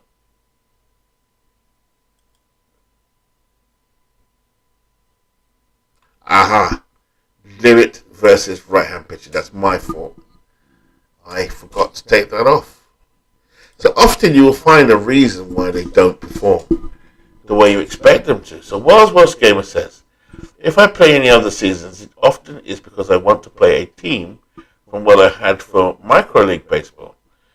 Wow, that's going back a bit. Worlds, 1969 Mets, 1982 Brewers, 1955 Dodgers. I suppose if I was to go back and do stuff like that, I would go